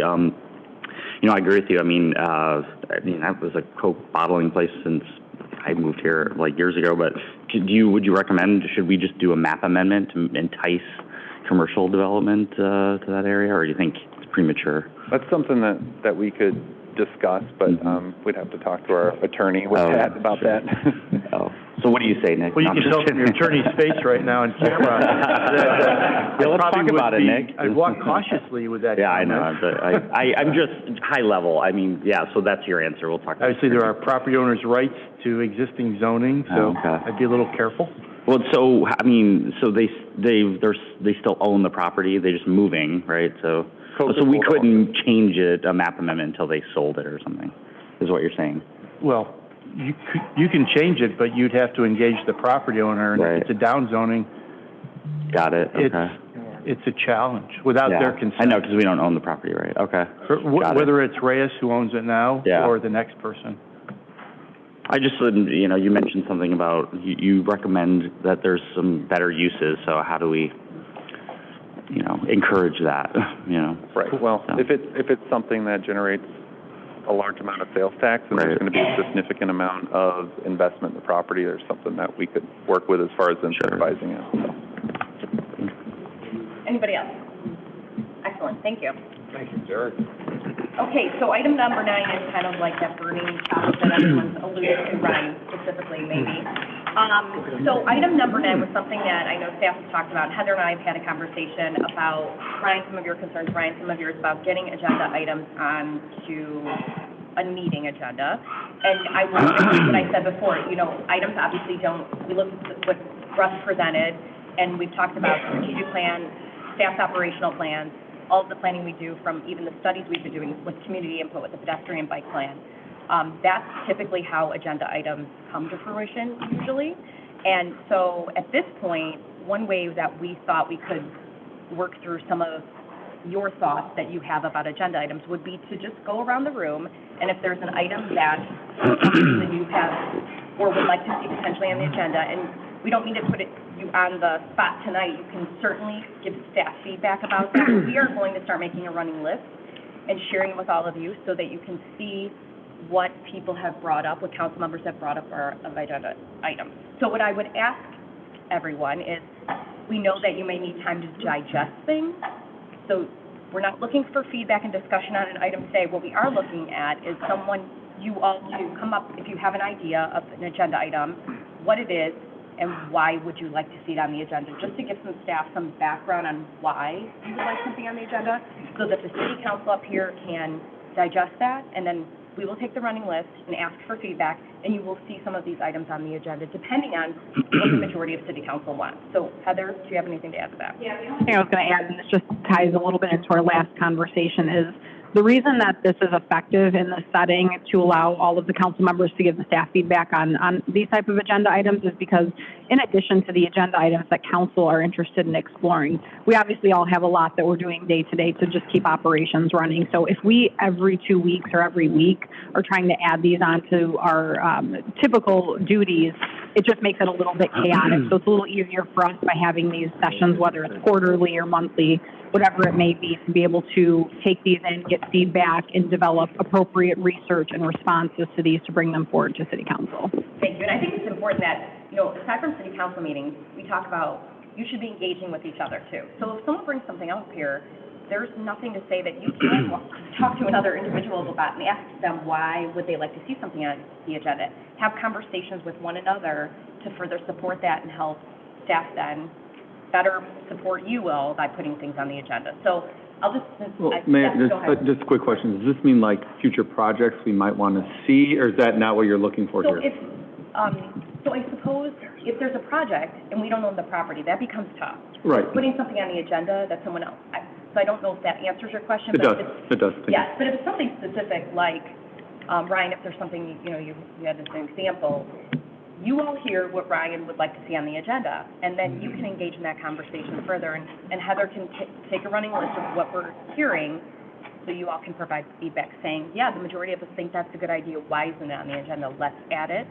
And then Heather and I can discuss how to make that most beneficial to have conversation during a meeting. So it's just not, Ryan, to your point a little bit, we're not just rattling things off in comments, and then your council doesn't have time to prepare even their thoughts, then we're not engaging either effectively. So this way, you all have time to prepare and hear what your colleagues are saying so that we can get items on the agenda that are beneficial. So I haven't started in the middle yet, and I won't put you on the spot yet, so Paul. Good, okay, thank you. Are you sure? I'll defer if you want. I'm going to defer right back to you. There's something that I've been talking about for a while, that I'm starting to think about. I don't know if it's not a specific agenda item, but it is absolutely something that I want to spend some time thinking between council and staff, but is there a way to take this on? Because I believe a lot of times we end up being reactive culturally with the things that happen, but I think from a marketing point of view perspective is you know, how do we, and I know we've had a lot of conversations, how do we internally in the city and even lead out to the community and help show people what St. Charles is about, and that has to do with, you know, positive leadership, you know, like initiatives like, you know, meet your neighbors, realizing that we're in it together, because, you know, we talk about buildings and all the policies and things that just make the business of the city going, but we do have a responsibility to provide leadership to, as people come into town, show them what we're about, and be the best leaders that we can be, having the most positive,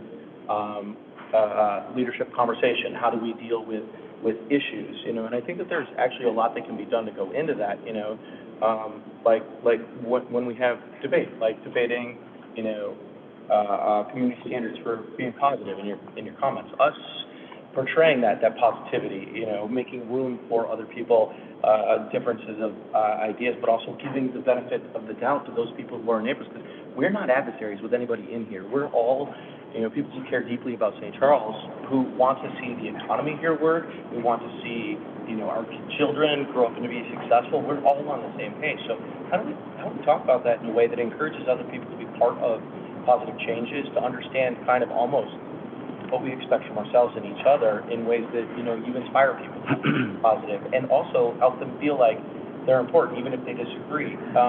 It's a big cultural idea, but it has to do with marketing. It has to do with, statements and things that are pure leadership, because to just make sure that the roads get taken care of, I don't think is enough to ensure that we have a good, connected, positive community going forward who is proud of the place that they live and they feel like it's their hometown and not just a place where they own a house for a while. So potentially leadership communication, alternative responsibilities, and a workshop. Yeah. Next. All right. I know it was discussed prior to me taking my seat on council, but it wasn't pursued any further. And one of my top concerns is going above the bare minimum regarding the ethics ordinance that we have. I think it's my opinion that we owe the community more transparency, or as much transparency as possible, and that we should explore a more robust ordinance beyond meeting the minimum requirements of the state. So looking at some of the other cities, taking in some resident and council feedback around areas of concern to explore the creation of an ordinance that fits for the city of St. Charles would be welcomed by, I think, a lot of our residents. And I think it would be a great step forward in government transparency. I'd like to see that. Right. I have two. I'll start small. So we talked, it was like 6 months ago when the three of us sat down and talked about financial wellness. So I'll just bring it up again. I'll be curious if my 9 colleagues up here. So there's so much information that goes into our financial reporting, our wellness. I get it. And I struggle a lot with it, even coming to the end and being like, are we good? And so many of the decisions that we get faced with are tied to, well, that's how that's going to help us financially. And that's why it's good for this. But in real time, understanding from a city, like where our financial wellness is. And I don't know if it's drilling down to one number, if it's 3 numbers, if it's X, but somehow for this body to be able to look at something that isn't, a 50-page financial report when, most of us are not financial majors, and being able to understand, like, yes, we are in a good place, or we're heading the right, or So, trying to water it down to be, so I would be curious if there's support up here for that. Okay. And you had another item? The second one is, and I've been alluding to this all day, and Heather and I talked about it earlier, but I think it's really important for the next 2 years for this body to look at the ways that we know staff is great and they have a job to do. We know the mayor's office is great and is the face of the city in so many ways, but this body ultimately is in control of the vision and the projects and the priorities and the authority of what we want to do, the 10 of us. And looking at what things that we want to be talking about, what things that we want to be, pushing staff and how we function. We spent so much time talking about meetings, and it's spot on. But I would argue, or potentially there's people up here who are like, you can utilize us in different ways. And I'm not blaming staff for that because I get the argument that they're making, but perhaps there's more that we could be doing. Maybe there's a larger burden that this body should be carrying as opposed to the other 2 groups. And I would be curious what my colleagues think of that, or if it's like, no, we're spot on. But that would be for the next 2 years, what role this group plays to help, I don't want to say carry more of the water, but more of that. Those are my 2. Thank you. Mark? Yeah, I want to echo what Ryan says. Just to see how we are financially, like he's talking about, would be a tremendous help for me personally, but hopefully the group. One area that I was hoping to talk about too was a workshop or something on just vision of other council members. I've really enjoyed getting to meet the other council members up here, but what is their overall vision? Where would they like to see the city of St. Charles go? What would they like to see the city of St. Charles look at? I think we might find some nice commonalities really to put our focus on into over time here, but also to see, is there something that the community would like to see? Is there something that the organization would like to see that we could bring to a meeting, something like that as well, to be more transparent? Because I think we've all talked about how much we really want to see community involvement and how important community involvement is, but what are the ways in which we really can generate and hear for them to make sure that they're heard, and to make sure that maybe some of their ideas can make it up here and be further discussed, because I think that's a big role of why we're here, to make St. Charles, to keep making this St. Charles a wonderful place it is. But I think that vision from all of us would be really, really important. Like Ryan said, taking some of the weight off the city staff that does a tremendous job anyway. I've got a good idea for that on the second and fourth Mondays without having committee meetings. Thank you. This is something you talked about before when we had our meeting. You actually, and it brought up tonight about supporting local businesses. I think we should make a strong incentive that we buy any city needs, we buy from local businesses, if we can. If it's provided, if the local business can supply it, instead of buying it somewhere else out of town, we should support our local businesses. I think it's very important. I've always thought this was important, and I still do. I think it's a good thing for St. Charles to buy stuff from our local business. If we have them. If they don't have it, that's different, but we should always go to them first before we purchase anything for the city. Okay, thank you. Bob? Hi, Bob. Nothing right now. Ryan, I'm very impressed by your suggestions. I'm going to support your two visions as well, with carrying some additional. Yeah, I'll take on some more responsibility. Let's do it. What else did you say?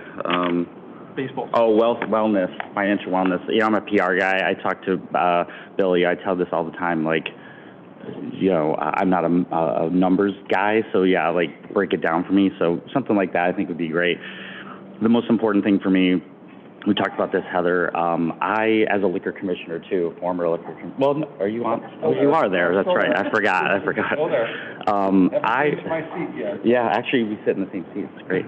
I would like to discuss the possibility of curbing liquor licenses in the city.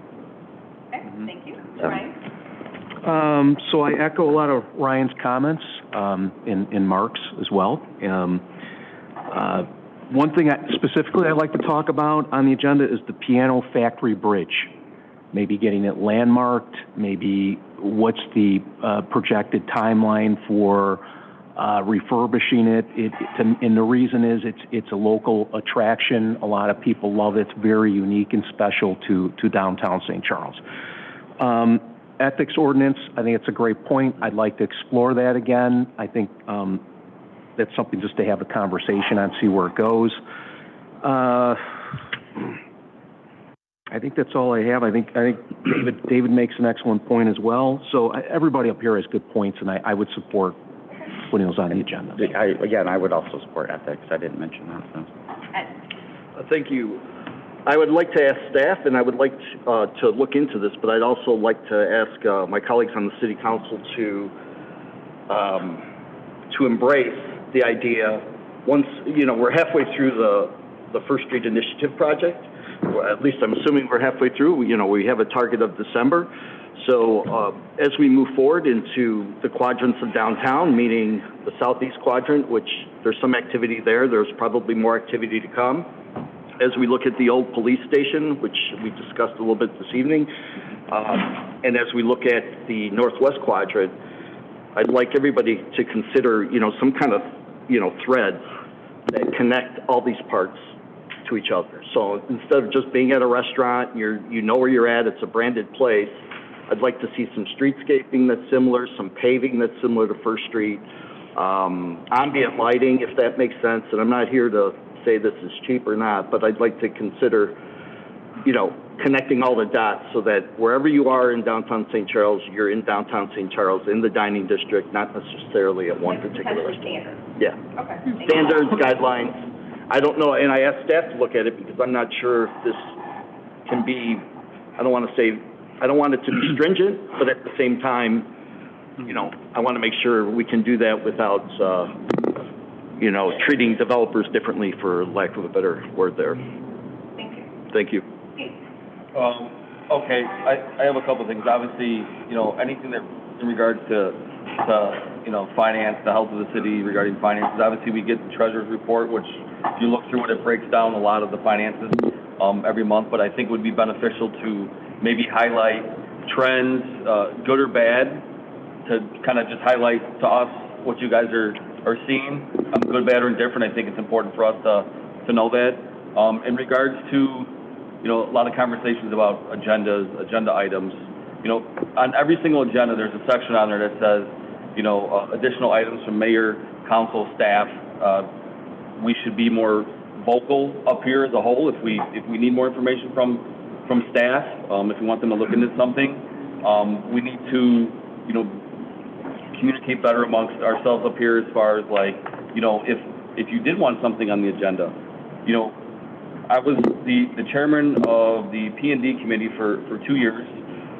Very few times did I actually get a phone call or have a conversation regarding an agenda item to be added.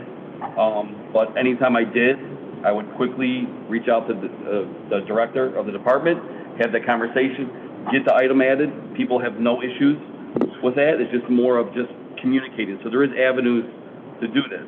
And then, you know, one of the things that has irked me for a long time downtown as far as initiative is I hate seeing the overhead power lines on Riverside. That's just something that bothers me. Everything got updated on the west side of the river. On the east side, I'd like to get that put underground. Okay. Thank you for that. Mayor Vitek, I did have one other thing I wanted to add. Here we go, round again. I'm so sorry. I didn't take all of my time. I did have one other thing I wanted to add in there, and that is that in talking with all of my fellow council persons, I've noticed that not always are they always familiar with other parts of the city that they don't necessarily represent. And I think it would be helpful, especially in some of these bigger development situations that we have, before we're asked to vote on things, if we're either taken out to certain sites or asked to really go and physically explore them. Because while it's okay to take a look at like a platted survey or look at these conceptual designs, there is something to be said for standing in a space and being there. And not to call him out, but like Alderperson Besner and I were over at B&G Brewing one day, and he was like, I didn't realize that these are in these neighborhoods and that this is how this is laid out. And it occurred to me that when you're not in a space, you don't really know how it impacts the people around there. So things like the police department site here, those impact people in a certain way, and I think to have our alderpersons out in those spaces, especially when it's not your own board, it's really important. So if that can be something that staff maybe includes as part of their process, I don't know if it's as a field trip situation, but including that as either we take that on or staff helps to take that on. I was going to say, we obviously can't take all council members out Make there a if we're going to Open Meetings out Act, but we're happy to meet on site or do anything like that as it permits with council member schedules. And for us I will to go back take to that. encourage you to talk to your council members so you can get a feel for if they represent an area, what they're seeing about that specific site. Right. My most important thing, because I went first, I forgot to talk about it. You heard me talk about it. Like, one of the reasons I'm in favor of committee of the whole, I want a finance committee meeting. It's not enough just to talk about the budget when we're going through it, you know, because you got performance, you're like, wait, what happened last year? Some way that we can get, you know, Bill, we don't hear from you enough. You have amazing things to say. I want to hear them more often. Like, how are we doing? How are we progressing on our budgets? You know, so that the finances aren't a surprise at the end of the year, so we can get updates. Because when we only think about it, you know, yes, you know, Ryan, you and I have talked about it a ton. I'd love to see really functional metrics that make it easier to understand. But past that, where do we need to dive in? What are your problems with it? So, you know, and I mean, more often than once a year, I want to ask how we're, you know, making sure our our labor and pension numbers aren't out of control as they are often. I'm never going to skip the opportunity, never. No, but we need to talk finances more often because once a year is not enough. It needs to be regular, and I want that a lot. I think it's good for all of us. Okay, and that brings us to our end of our session. So at this time, I'm looking for public comment. I've been waiting 3 hours to get here. Just your name. You don't need your address, just your name, sir. Thank you very much, Tom Anderson.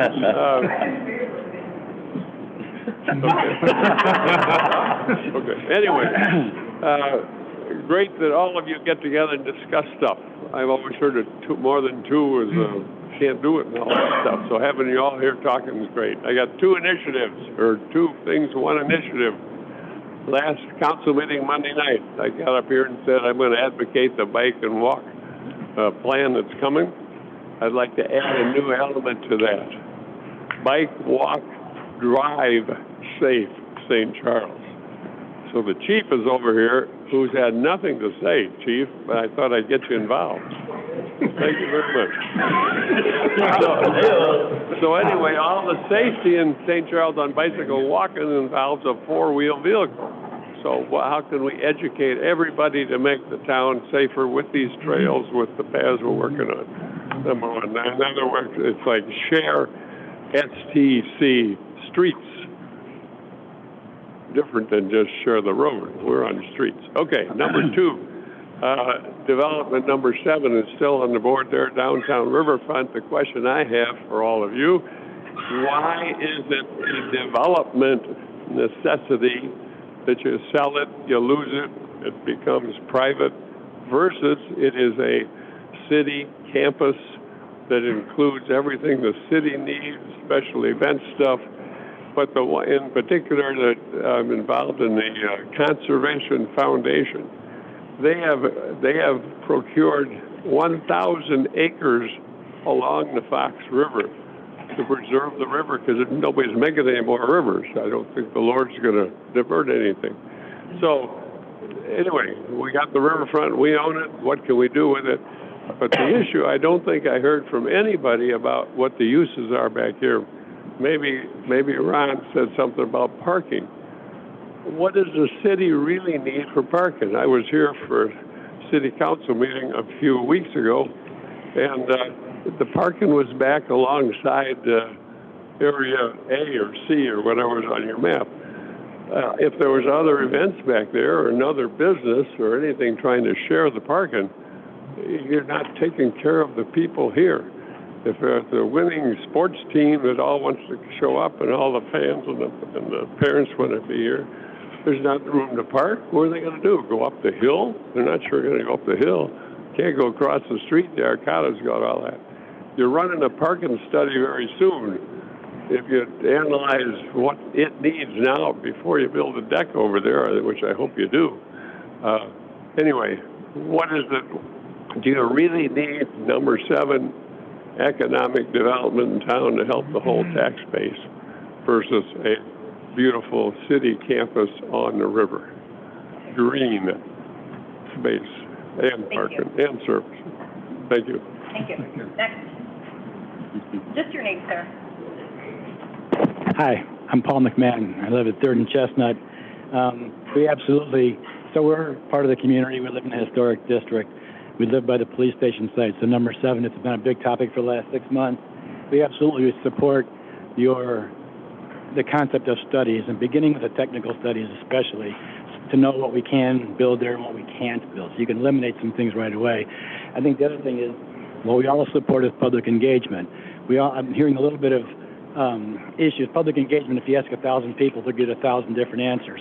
However, your best example is right here in St. Charles. Last summer at this time, the 5-year strategic planning meetings were at Baker Center. You can't have a public engagement meeting in this room. It's not big enough.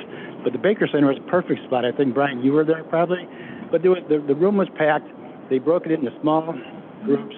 Everybody had an opinion, put it all on the whiteboard. It was really well done. And you can either begin with asking people their ideas, or you can have a list of things going in, like an amphitheater, public green space, restaurant, public amenities. I mean, you can have a handful of things, and people can kind of choose to kind of give them some direction.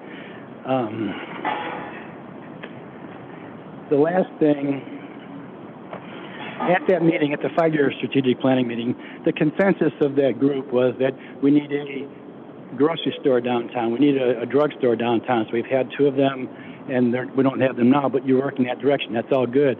The third thing was, the Fox River is the crown jewel of St. Charles that makes us unique, and any building that happens wants to be low-rise buildings that complement the river.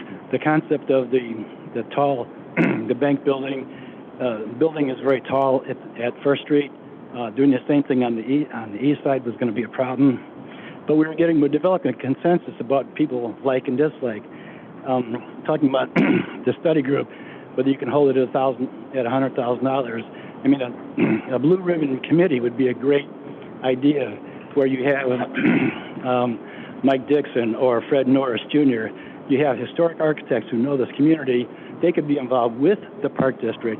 So Park District has been asked, Park District doesn't have money to buy that space, but Marshall Architects could be working with the Park District to do a small, low-rise restaurant. Anyway, there's a million things that, that could happen. So I think it can happen. If it's done well, it'll be very good. If it's done poorly, it'll be not good. Well, we started this meeting a long time ago. The question about TIF districts. As far as I know, TIF districts were for distressed properties. So the malleable property on Dean Street, that'd be a good example that the property was in bad shape, it needed help, and that's a perfect example of where you need a TIF district. The police station site is the absolute wrong place to be donating, to be giving $20 million to a developer. So do we agree that TIF districts are for distressed properties as opposed to? I mean, that's like a rhetorical question right now. That's not going to be answered by staff okay, or but society. I'd like to know that they are, that TIF districts, I mean, you had a long definition about TIF districts, and that they are used for distressed properties and not for giveaways for a prime piece of real estate. I mean, that needs to be decided early, because otherwise, I mean, the Frontier project should have been dismissed months ago. I just want to comment that there are a number of qualifications that meet properties for TIF districts, not just blighted properties, so there's a number of other things that it can be used for. Okay, well, Okay, public engagement. thank you. Sir, just state your name, please. You don't need to state your address. My name is Dean Bemis, and I live at the corner of Chestnut and North 2nd Avenue. I just want to make a comment about the idea of this study, this company that's going to be selected to do these studies, whether they be the geology or the traffic or the parking. I really am in opposition of requesting them to do a site plan for us, a concept plan for us. I know that the Band-Aid that was supplied here at the meeting was, well, we'll have public contributions first, and then we'll ask them to do a concept plan. Anytime you put something on paper, a plan of any sort, it's going to have an immediate reaction from those who see it. They may like certain parts, they may not like certain parts, they may be opposed, they may be in favor. And I just think that that is way before we went down that path before. What we want to do is get these people to do the study, and we want to know, what can we not do? What can we do at exorbitant cost? What can we do at medium cost? What can we do at reasonable cost? I don't want them submitting any type of a concept plan for us to digest and take sides and take a look at. We want community involvement. We want to do our own concept plan for our own city, for our own property. These people are strictly to supply what can and cannot be done, in my opinion. Thank you. Mr. Smith. Thank you. My name is Nick Smith. I have a question about questions. If I ask a question, can you answer it? The reason why I'm asking is I have like 4 questions, so I didn't know if you wanted it all. Can you state your questions and let your alderman react to them? It's up to you. I didn't know if you wanted me to just run in. I mean, we will not be having discussion. I just want to make sure we follow our public comment policy. We don't allow questions. Okay, then I want to follow our policy because we didn't do it on March 20th. So I want to make sure we follow our policy. Questions on March 20th? We absolutely did not follow our We didn't answer policy. them, but people asked. Right, but we didn't follow our policy at March So 20th. as a public member, Policy, I don't actually know. There's a brochure in the back with our policy, and it lists public comments, and there's a policy to follow that we pass. So I just want to make sure we're not going to have a back and forth. yeah, that's, I. You know, agree with because Mr. March McMahon 20th was a asked the question, disaster, so, in my opinion. I mean, we can allow questions to be had, we just Yeah, won't respond. typically public comment is for public to make comments. If there's any follow-up for that, then we can have a discussion So offline if go it's ahead and ask appropriate your for questions, staff. but Mr. McMahon asked a question, too. We just won't, over there, he asked a question about TIF, so. My first question is, does anybody here, and this is not rhetorical, remember what was said about the redevelopment site of the property behind us? I understand and I remember why the police station was moved. I just can't remember what was said at the time publicly about the site that it was abandoning. Does anybody here remember that? That's one of my questions.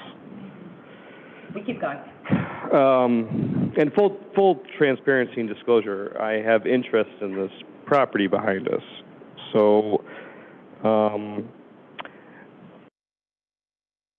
how would the city determine, and any idea, how much money to spend just teeing up all of the things that you talked about tonight?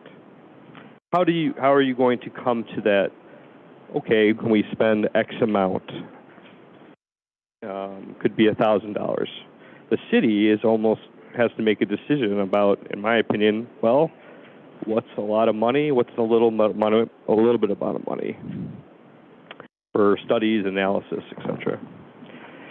I think the most important question that I have here tonight is how, in your minds, can you make a decision of keeping this property,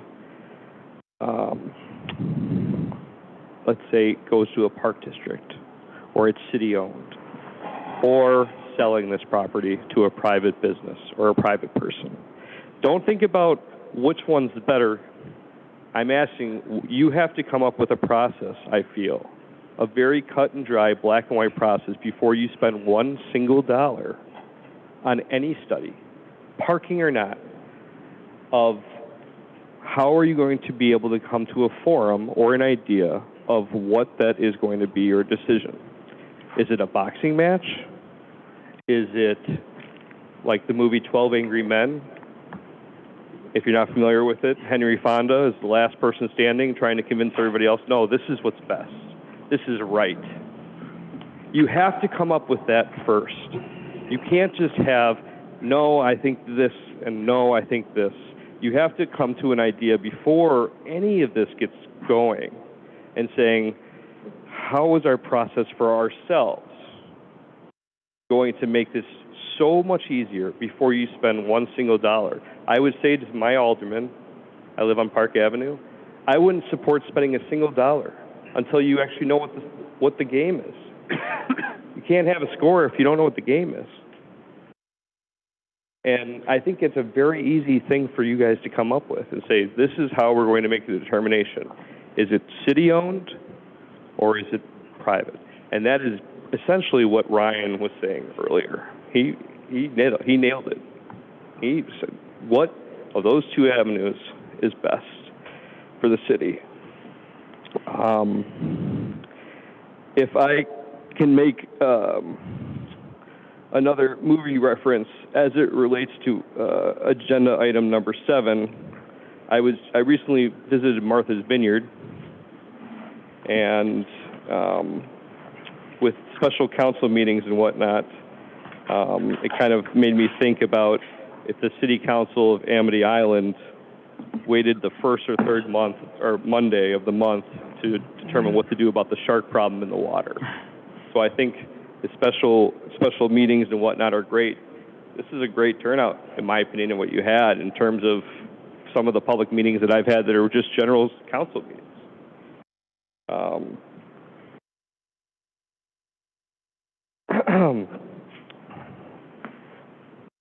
I think that your roundtable discussion also was great to hear and listen to tonight.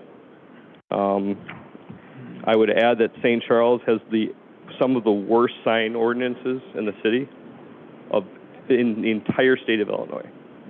What has happened with Zimmerman Ford and Salerno's, that is history. That is great culture. To see it getting destroyed by these terrible sign ordinances is disappointing to me as somebody that has lived here for as long as I've lived here. And, you know, I also think that standing here and having the opportunity to talk to you was great, but I actually really just enjoyed listening to you. This was empty. I wasn't actually planning on coming up here today. I just wanted to listen. But to really listen to you and whatnot, I think got me excited, and I appreciate that you would take the time, you know, to let us come here and have this discussion. I'm not wanting to throw people under the bus, and please don't take this as a side, but I think that it's telling that Tom Anderson just left. I really wanted to hear what these gentlemen had to say. I really wanted to hear what you all had to say, because that's how we learn from, you know, what's best. And I just wanted to say, you know, thank you, and I really do mean that. Thanks, Ken. Thank you. Mr. Lemke.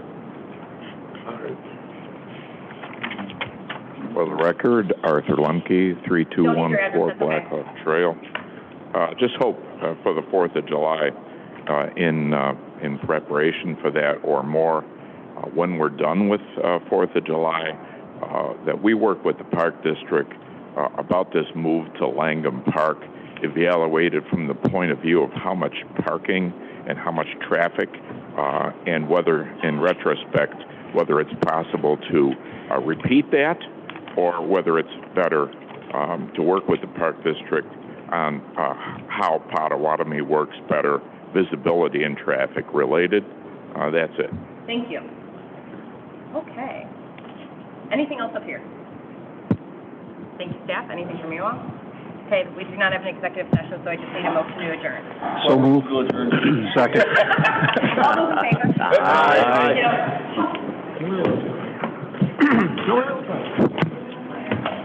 Everybody wants to go, probably. It was like the horse getting closer to the barn.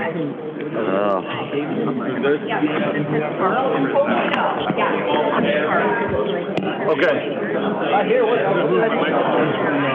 I got about my microphone. Oh, yeah, David. I'm not going to.